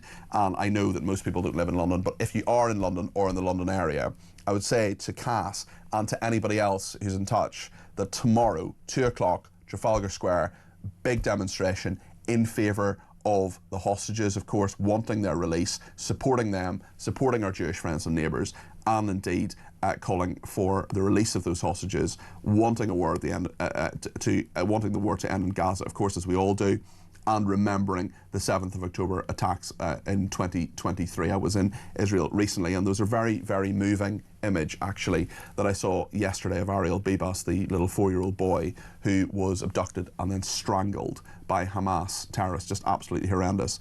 And there's just a picture of him, 4-year-old, in a little dinosaur costume. It was just lovely, a little onesie, very, very cute boy who was taken as a hostage and was murdered. It is just absolutely horrendous. His little brother, a baby, was also strangled to death. His mother was killed, was murdered by Hamas terrorists. And I saw the picture of him, beautiful picture, and just having a nice time as a little boy, lovely, smiling, happy. And in the background was a slide, a very small slide that he would have played on. And I was there at that house a few weeks ago. I saw the slide now covered in dust and some of the debris of what happened at Kibbutz Nir Oz, and we'll just never forget the hostages that have died, the hostages that are still there. We need to get them back. We need to get an end to this. Are we going to? We'll talk about that later in the programme. Also talking just a second about Kemi Badenoch, Conservative Party conference this week in Manchester. She wants to leave the European Convention on Human Rights to protect the borders. Is that the right thing? What do you think? 0344 499 1000. Matthew Goodwin Freeman's going to tell us his view in just a second.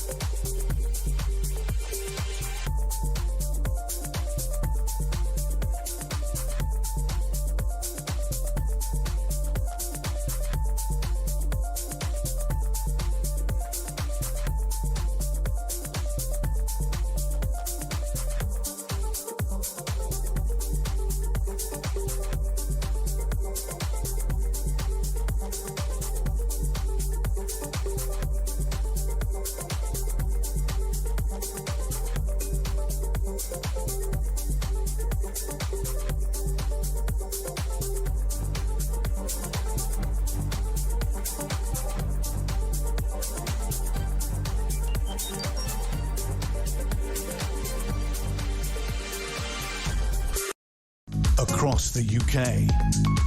On DAB+, on your smart speaker, on your smart TV, and on your side. This is Talk. Thank you to everybody who has been in touch. Ash has sent me a voice note about, both these voice notes actually are about Alex Ballinger, who was the Labour MP, the first one we spoke to as a member of the Foreign Affairs Committee. This is what Ash thought. Hi Peter, Ash from Preston. What is that MP going on about? Complete drivel, as usual, from these people. No sense, no answers, complete rubbish. And he is supporting those people, and it isn't a tiny minority either. Those people, yes, there's some useful idiots there, like students who don't understand what's going on and just want to get involved in a protest. But a lot of those people support anti-Semitism. They are anti-Semites, and they hate Jewish people. They hate Israel, and that MP seems to be on their side. Ash, thank you. I'm sure Alex Ballinger would deny being on the side of anyone who's anti-Semitic. Dave has also been in touch on Alex's interview earlier. Well done, Peter. Keep up the pressure. Another apologist on your show this morning from the military, not willing to say anything about the problems that are facing the country. Another apologist. Keep it up, Peter. Well done, Dave at Manchester. Thank you, Dave in Manchester. Much appreciated. I want to talk about Kemi Badenoch now. She has been talking about net zero. She's been talking as well this week. She's also been talking about the European Convention on Human Rights. The Conservative Party has now decided they want to withdraw from that. That's also Reform UK's policy. This is what the Leader of the Opposition has been saying on this. We need to stop the boats. Today, after months of work and detailed planning, I'm announcing that the next Conservative government will take Britain out of the ECHR. This is not a decision I take lightly, but our country is our home. It's not a hotel. Nothing will stop me restoring control of our borders.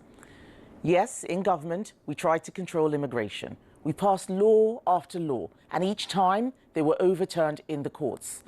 We have looked at every other solution. This is the only way, and I'm brave enough to do what needs to be done.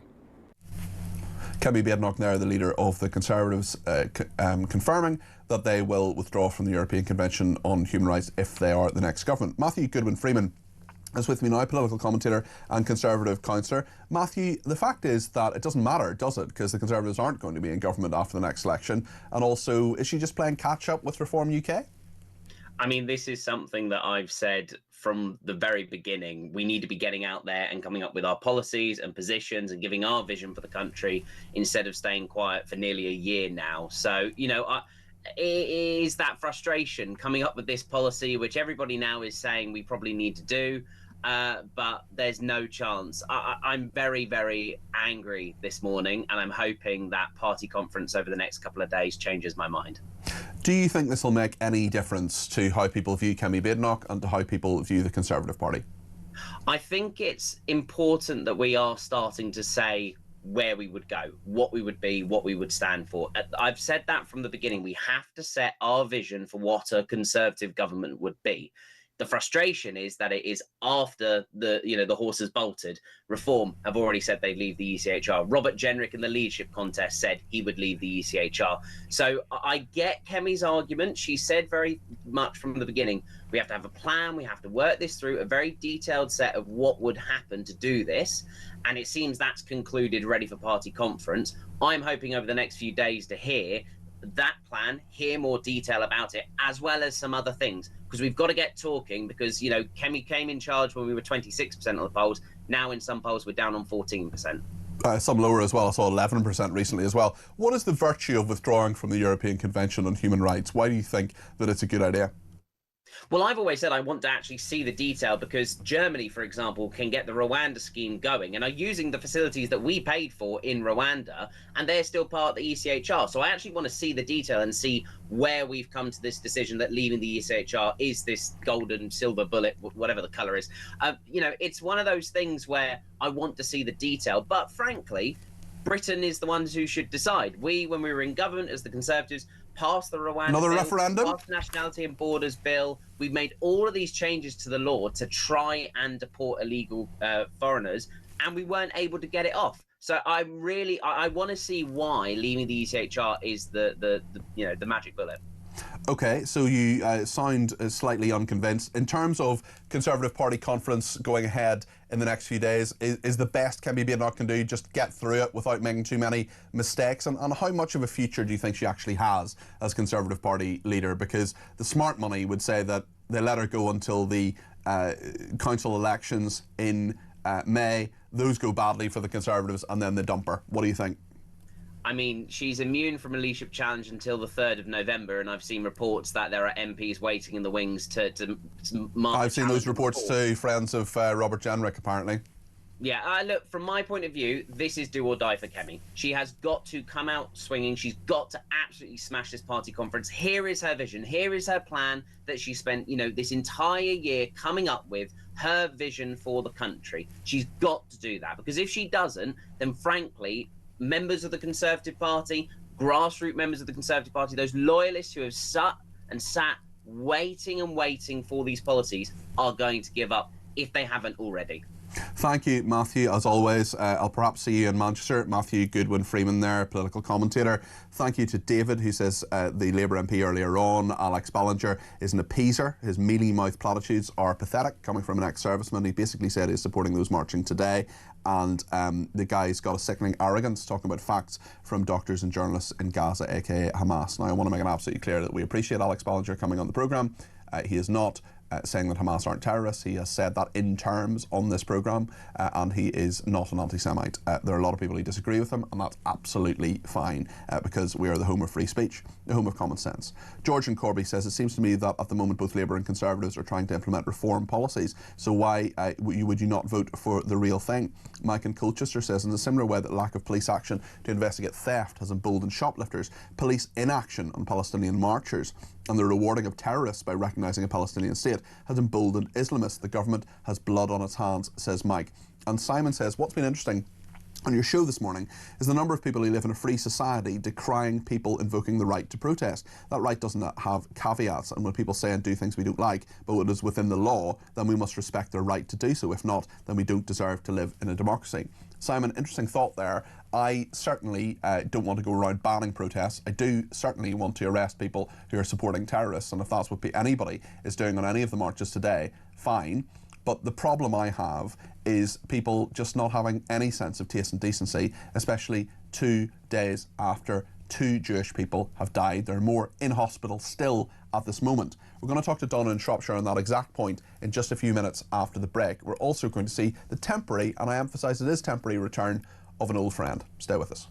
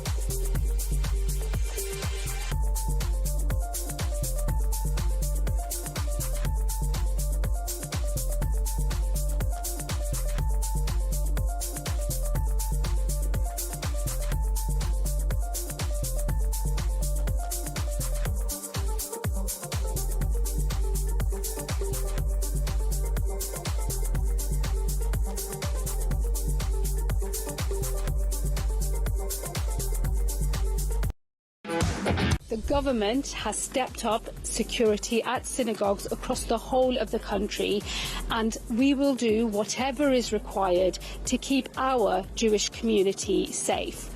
I know that there are many questions that are still to be answered, and rest assured they will be answered as quickly as possible. What I do want to say is to those who seek to divide us, they will fail.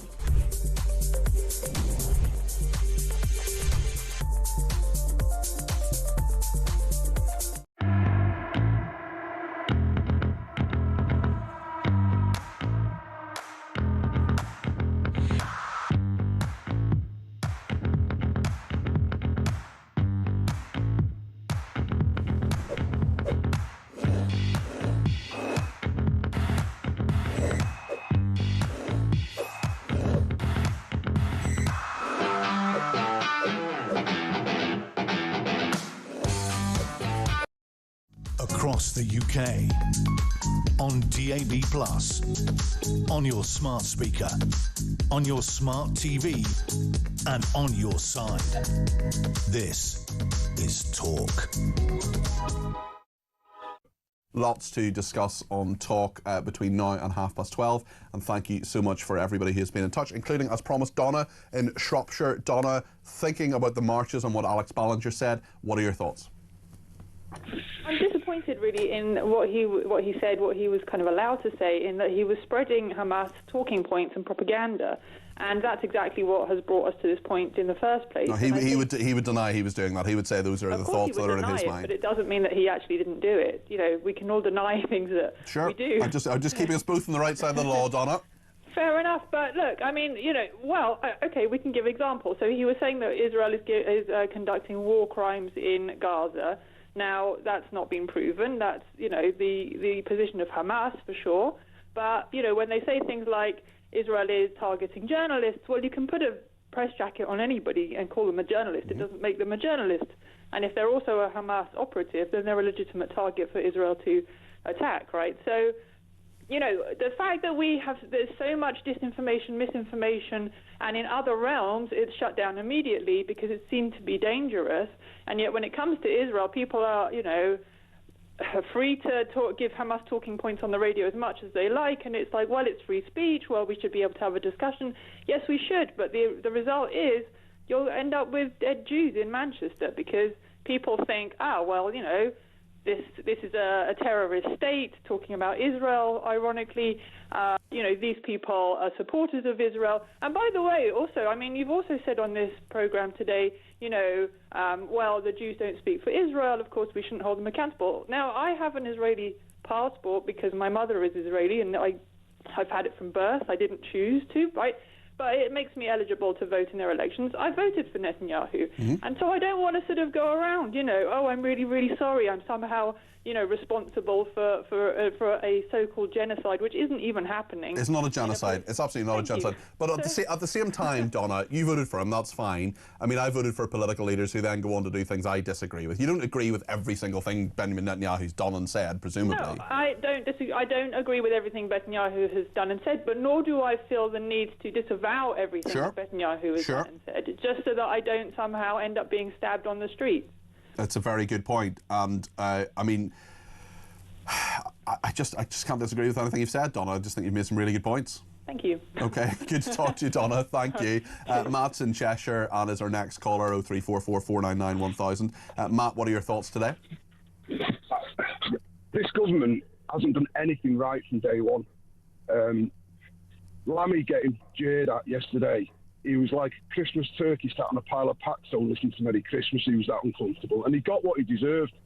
You know, if Starmer had just took a step back and waited for Trump to do his peace deal, then he could have said, let's recognise Palestine. No, he's had to appease the minorities rather than the majority. This government has said that refugees, illegal refugees, have more priority than a British resident. This gentleman who was, you know, he made a point saying he was a British citizen. He was a Syrian refugee who's got British citizenship. Yeah. And he's gone out and murdered, and he's not made it public. Now, if it was the other way around, you know, the world hell to pay. These marches are allowing them. What Home Secretary says, oh, please don't march. Have a little bit of respect. these people don't believe in the right of life like we do. They've been killing each other for thousands of years. It's just in the DNA. You know, someone did once say it takes a tyrant to rule the tyrants. Because that's why you had Saddam and all these, because they had to keep them in check, because they've been killing each other for years. They don't care about life. Matthew, it's scary. Matthew, thanks for your thoughts there. That's Matthew in Cheshire there.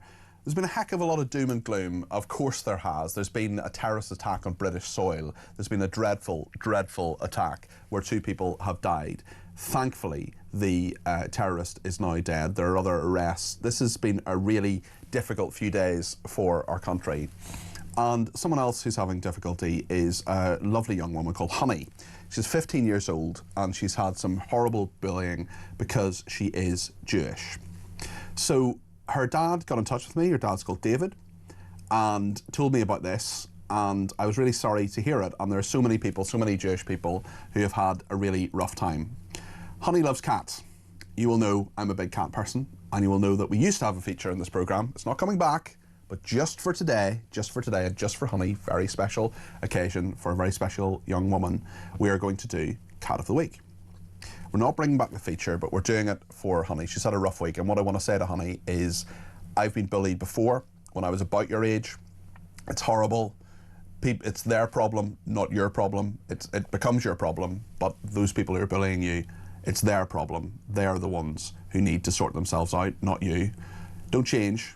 Keep doing what you're doing and take some advice from a woman I used to work with, which is very simple but very good. Go forth and kick ass, Honey. I want to tell you about our cat. This is Dus, who is a lovely ginger boy who was found in the streets of Brighton when he was about 8 months old. David, who's Honey's dad, said we were told the owners had moved and left him, so we took him home. Now he's a fresh chicken and tuna and lots of love in his home on the south coast. So we have put Dus on the screen there, who is our Cat of the Week this week, and we say to both Dus, who is looked after so well by Honey and by David, that he is our Cat of the Week as a special moment, a special feature just for today. And Honey, we wish you well, and we hope that we know you've got a bright future ahead. There are going to be great things in your life, and believe me, things will get better. Thank you to everybody who has been in touch today. There are loads of messages coming in, including from someone who says protesting is a right but not to be abused. Also, Simon says, as I said, he's got back in touch and says people's right to protest doesn't come with caveats, yet your response was, but. I also think it's deeply disrespectful to be protesting today, but people have that right. It is a cornerstone of our democracy. Don't decry it, celebrate it. Cliff in Berkshire says the government and others keep telling us that diversity is our strength. I'm confused. How is that true? The left and right fight each other. Some alien cultures to British cultures seem to be at war with our values and way of life. Does this not show diversity actually weakens and indeed divides us? Pete in Lincolnshire says, not all of us believe anything Israel has done is wrong. Most sane people applaud them. Your guest is complicit in the problems of this country. Why do these stupid people believe everything Hamas says? Most of the people on the pro-Palestinian marches are not a small minority. They're bad people. Sharon says Lammy has no shame, none whatsoever. Sharon in Staffordshire there. Chris says, if he thinks he is right in speaking for the UK, maybe Alex should check the polls. Chris is not a fan of him.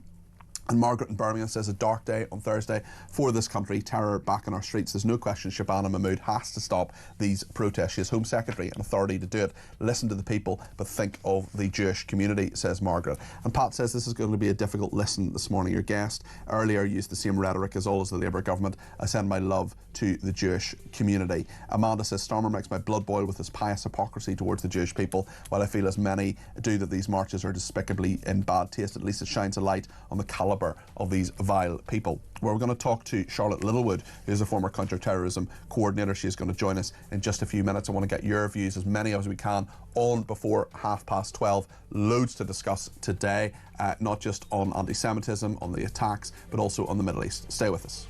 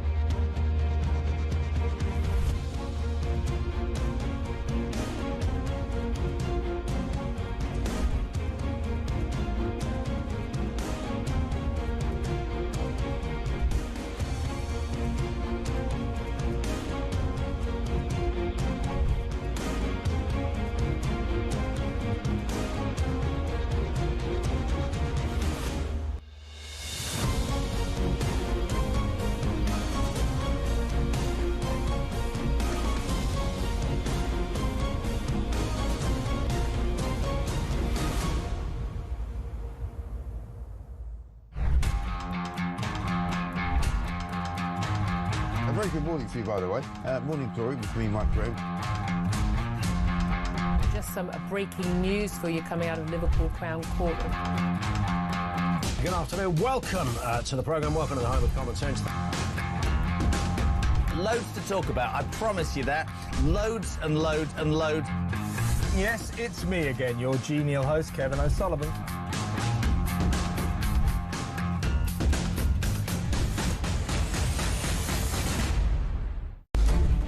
How realistic do you think a ceasefire is this week?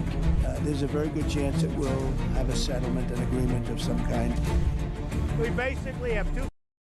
Across the UK, on DAB+, on your smart speaker, on your smart TV, and on your side. This is Talk.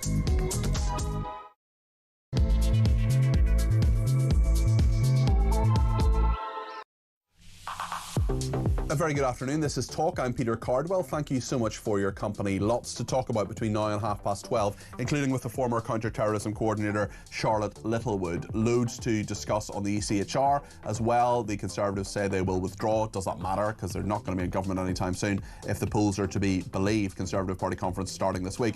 If you want to give me a ring, if you want to get your voice on the air in the next half an hour, let me know. 0344 499 1000 is the number to call. You can text me 87222 with the word Talk in your text. Tweet me at talkTV, follow me at Peter Cardwell. You can also send me a voice note, less than a minute please. You can send me a WhatsApp text message or give me a ring, all on the main number 0344 499 1000. Plenty to discuss in the next half an hour. Stay with us here on Talk.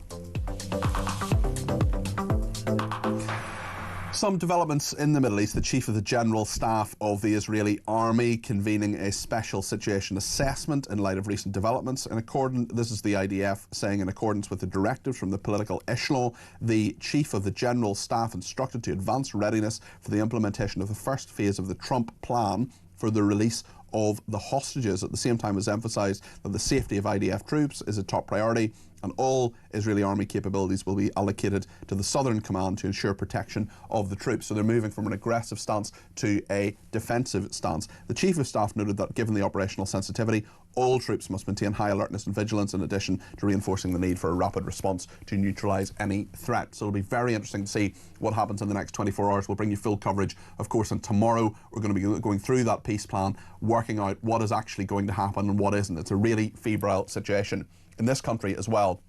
Counter-terror operatives, people behind the scenes in the security services, in the police, of course, as well, are on high alert because of this very febrile atmosphere after the terror attack in Manchester that happened on Thursday. Today we have a lot of protests right across the country, particularly in London, from pro-Palestinian protesters. We saw some of those on Thursday night. Tomorrow, big vigil in London and elsewhere in commemoration of the 7th of October, which is, of course, Tuesday, 2 years on exactly from Hamas terrorists taking that horrendous, despicable action where they killed many hundreds of Jewish people and Israeli people, and people actually from many other cultures as well. There were Thai people, there were people from Scandinavia, there were hostages taken from many, many different ethnicities and backgrounds as well. Charlotte Littlewood joins me now. She's a former counter-terrorism coordinator. Charlotte, thank you very much for joining me today. Where do you see the threat level at the moment? Should the government raise it? What is your assessment of what has gone on in the last few days? The threat level with respect to anti-Semitism has been on a sharp rise, not just post-October 7th, but preceding that too. In fact, research was done in 2022 that showed a trebling in anti-Semitic incidences over a 5-year period within British schools. So we've been seeing a rise in anti-Semitism, and anti-Semitism is a pivotal and central node to the extremist landscape in the UK. It emanates from both the far left, the far right, and Islamism. So there's an ideological convergence that has caused this growth, as well as a lack of challenge against anti-Semitism in particular, for a number of reasons. One of which is quite simply ignorance of what has been considered quite a complex threat. But actually, when you really look into anti-Semitism, it is very historic. It is one of the oldest hatreds in the world, and it actually doesn't take a lot to understand some of the differences and nuances with respect to anti-Semitism, but that's something I think government after government has failed to really tackle. And I do really feel that Jewish communities in the UK have been severely let down. And then post-October 7th, we've seen an absolute proliferation in anti-Semitism. We saw the highest number of anti-Semitic instances since records began in 2023, 200 of which were physical assaults. So not only has this been a long time coming for the last sort of 5 to 10 years, in the last 2 years in particular, we have been in a real critical state. Have politicians done enough? Because we hear lots of warm words, lots of sympathy, lots of, thoughts and prayers from many politicians. In fact, David Lammy, the Deputy Prime Minister, is someone who was in Manchester. I just want to take a look, actually, at what he was, how he was received there. And I know when he was Foreign Secretary, he was behind and pushed for a Palestinian state to be recognised. Let's just remind ourselves about David Lammy and the reception he received in Manchester yesterday at the vigil after that terror attack. I have great pleasure in introducing our Deputy Prime Minister, David Lammy. And before I do, please, please,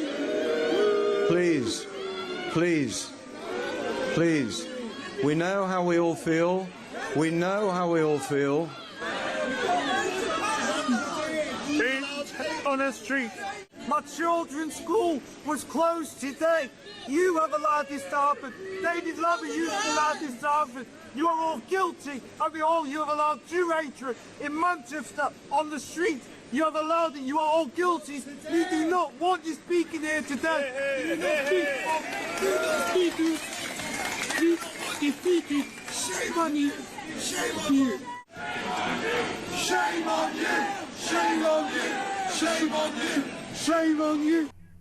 David Lammy, the Deputy Prime Minister, stony-faced there in Manchester. Can you understand, Charlotte, the frustration of those people who, again, peacefully protested against David Lammy's presence there?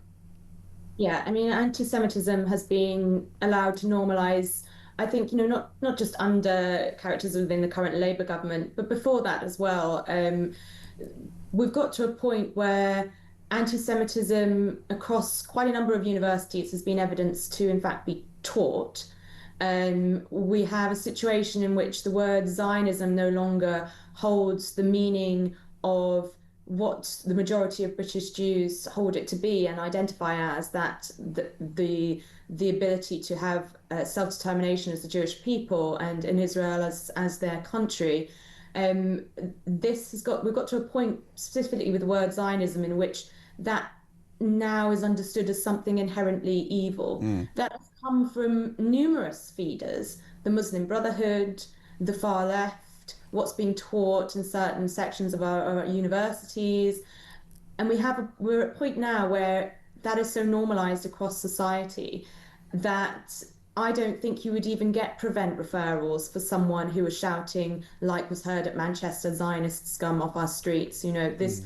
This horrible rhetoric, dangerous rhetoric against the Jewish people in this country has gone unchallenged and is at a point now where I think even with prevent as a strategy, there wouldn't be the referrals put in because this is commonplace rhetoric in our streets. And I understand that the Jewish communities in the UK feel utterly let down and frightened. Yeah, I think I just cannot disagree with the word you say. Charlotte, thank you. That's Charlotte Littlewood, their former counter-terrorism coordinator. Thank you for joining us on Talk today. Lots of people getting in touch, including Jane in Liverpool, who says, my message to the demonstrators would be stop now. Where is your decency and humanity? Jane, a short message, but a brilliant one.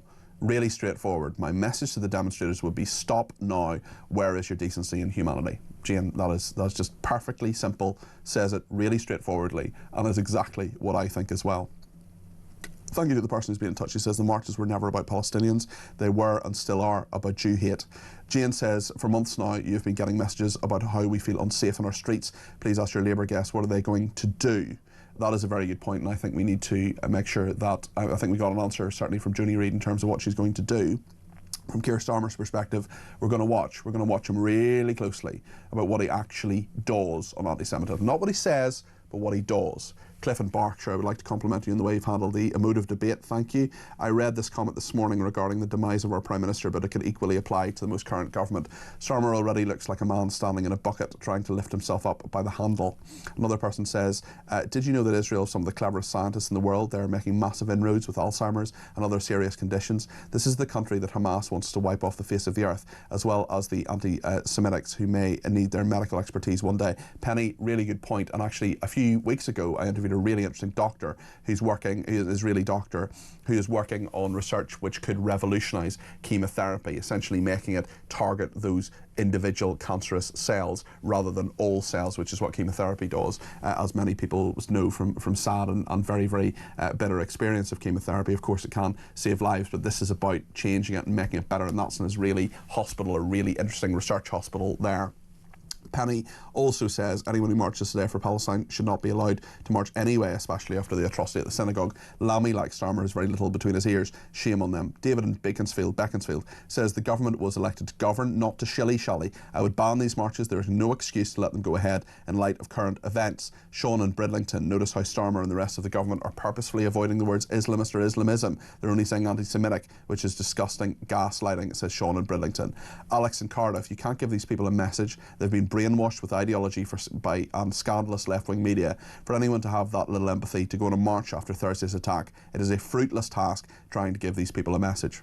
Leslie says, I made a point about Islamophobia. Chris says, so if this is a right-wing issue, you're telling me the march goes ahead. Liam says, as much as these protesters make me feel physically sick, they have to go ahead. If they don't, we risk making it acceptable for this government to silence anyone, including the ones they agree with. Really interesting. You mentioned that actually that was a point made by a tweeter as well. I've got a couple of tweets here that I just want to read before the break.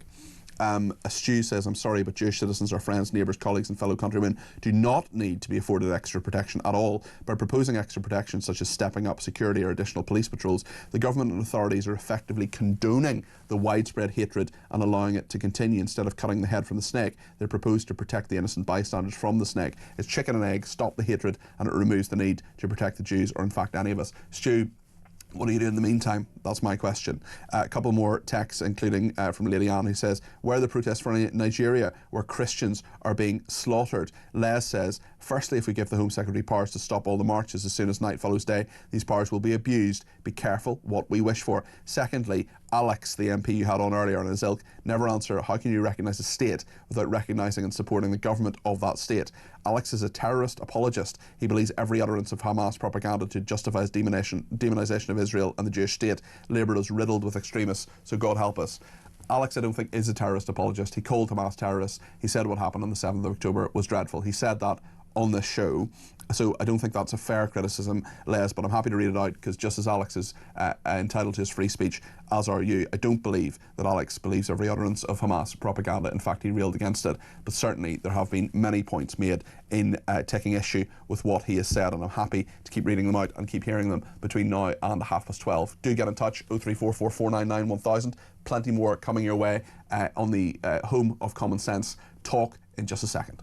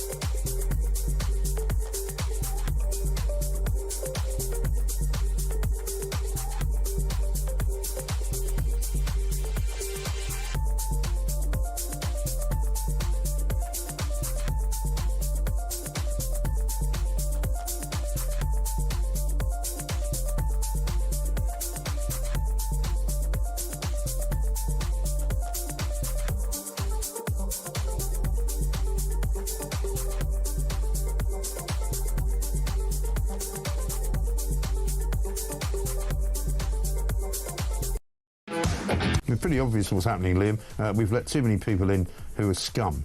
That's what's happened. We've welcomed them, we've given them shelter, we've given them houses, we've given them our open-armed welcoming committee, and they've returned the favour by committing terrorist attacks on our innocent people. That's what we've done, and that's where we are, I'm afraid. And there's thousands more like this scumbag, Jihadi al-Shami, thousands of them. What are we going to do about it?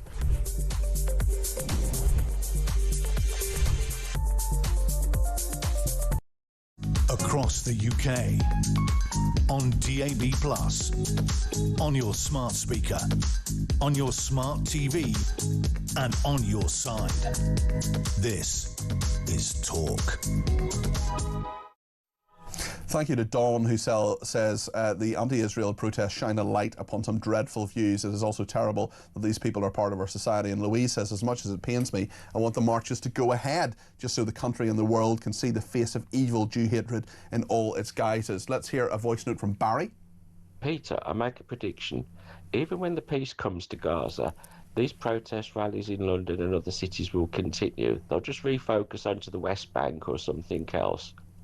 Barry, I think you don't need to be Mystic Meg. I think that is a very good prediction. I think it is true. Colin has been in touch as well. Hi, Colin here from Lechlade.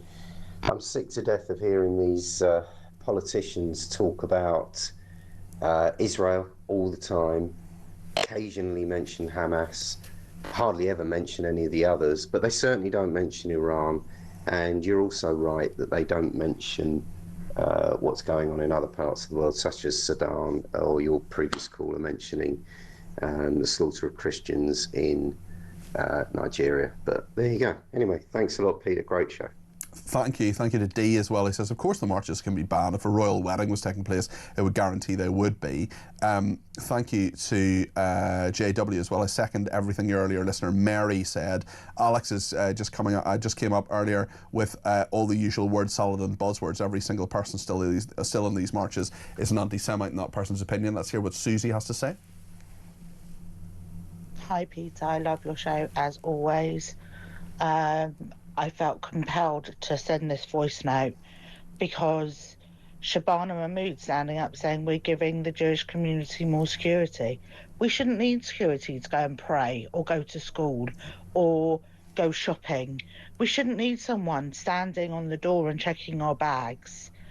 It's ridiculous. And not only that, these marches could 100% be stopped if there was actually the desire to stop them. The fact that they're saying that they can't stop them just shows how weak they actually are and have no place governing in this country. Thanks anyway, mate. Have a great day. Susie from Watford. Thank you, Susie. Appreciate your comments. Tony in Belfast says leaving the ECHR and replacing Blair's Human Rights Act isn't the solution in itself, but it removes from left-wing judges the ability to interpret the law in a perverse way so they can hand down ludicrous judgments that fit their no borders political worldview. Got a voice note on this as well from John. Good morning, Peter. Great show as ever. It's Johnny in the van. Just listening to that statement from Kemi Badenoch. Now, I like Kemi. She seems like a great leader for the Conservatives, but unfortunately, she's in the wrong party and she's a couple of years too late for the Conservatives. I just don't believe her. I just don't believe that she'll do what she says she'll do. They had the opportunity to do it when they was in power. They didn't do any of that. And I just don't think they're going to get an opportunity to do anything. I think it's going to be reform next. I think everyone's sick of the two-party system that we've got, and I just think that Kemi, unfortunately, is flogging a dead horse. Love the show, mate. Keep up the good work. Thanks, John. Much appreciated. Let's go to our final call of the day. It's David in Exeter. David, not a huge amount of time, but you're very welcome to the programme. What would you like to say? Just following up from your MP, Alex, earlier on. So whilst you may well served as a Royal Marine, which is a very, forgive me, but I mean it in a complimentary way, a blunt, open battlefield warfare instrument. Sure. What Alex is failing to really go into are the more critical aspects, and that is that the ability of Hamas and the Iranian Republican Guard and other state actors to hide within the civilian population and conduct their terrorist stroke quasi-proxy military operations. So that's the key bit that he's missing out from there, because what we're seeing in the UK now is playing out of those proxy hiding in plain view operations. And the questions are, can our security services and systems see, identify and flag these actors? Clearly, as we now can see from what's happened in Manchester, no.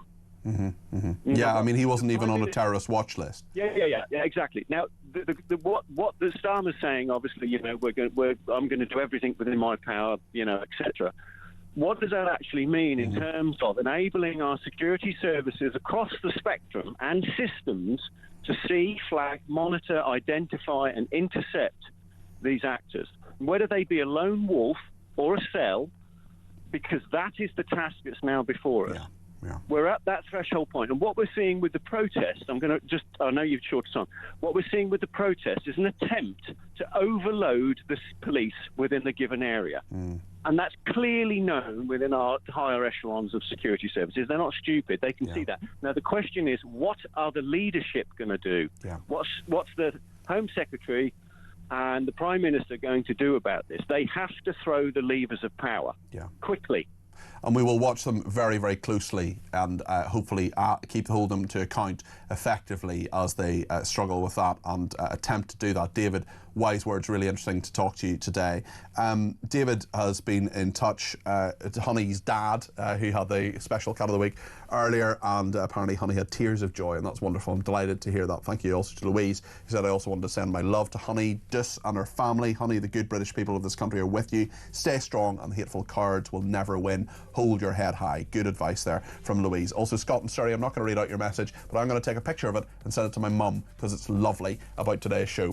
Chris Jacobs has been the producer, Dave Rhodes the technical operator, Tommy Bateson the assistant producer, Davis Fang and Luke Vincent the visual producers, Pádraig Birmingham has been the video editor. I think it was Aman Asadi actually, I'm not sure Pádraig's here today, and Dean Spencer has been the weekend editor. So thank you to all of them. Thank you to you as well. Sorry if you didn't get your voice message played or your call on the air. The good news is I'm back tomorrow between 10 and 1. The Shadow Home Secretary, Chris Philp, is with us. We'll have other political guests as well. Lots to discuss with them. I'll put your points across to them too. Plenty to discuss tomorrow from 10. I'll see you then.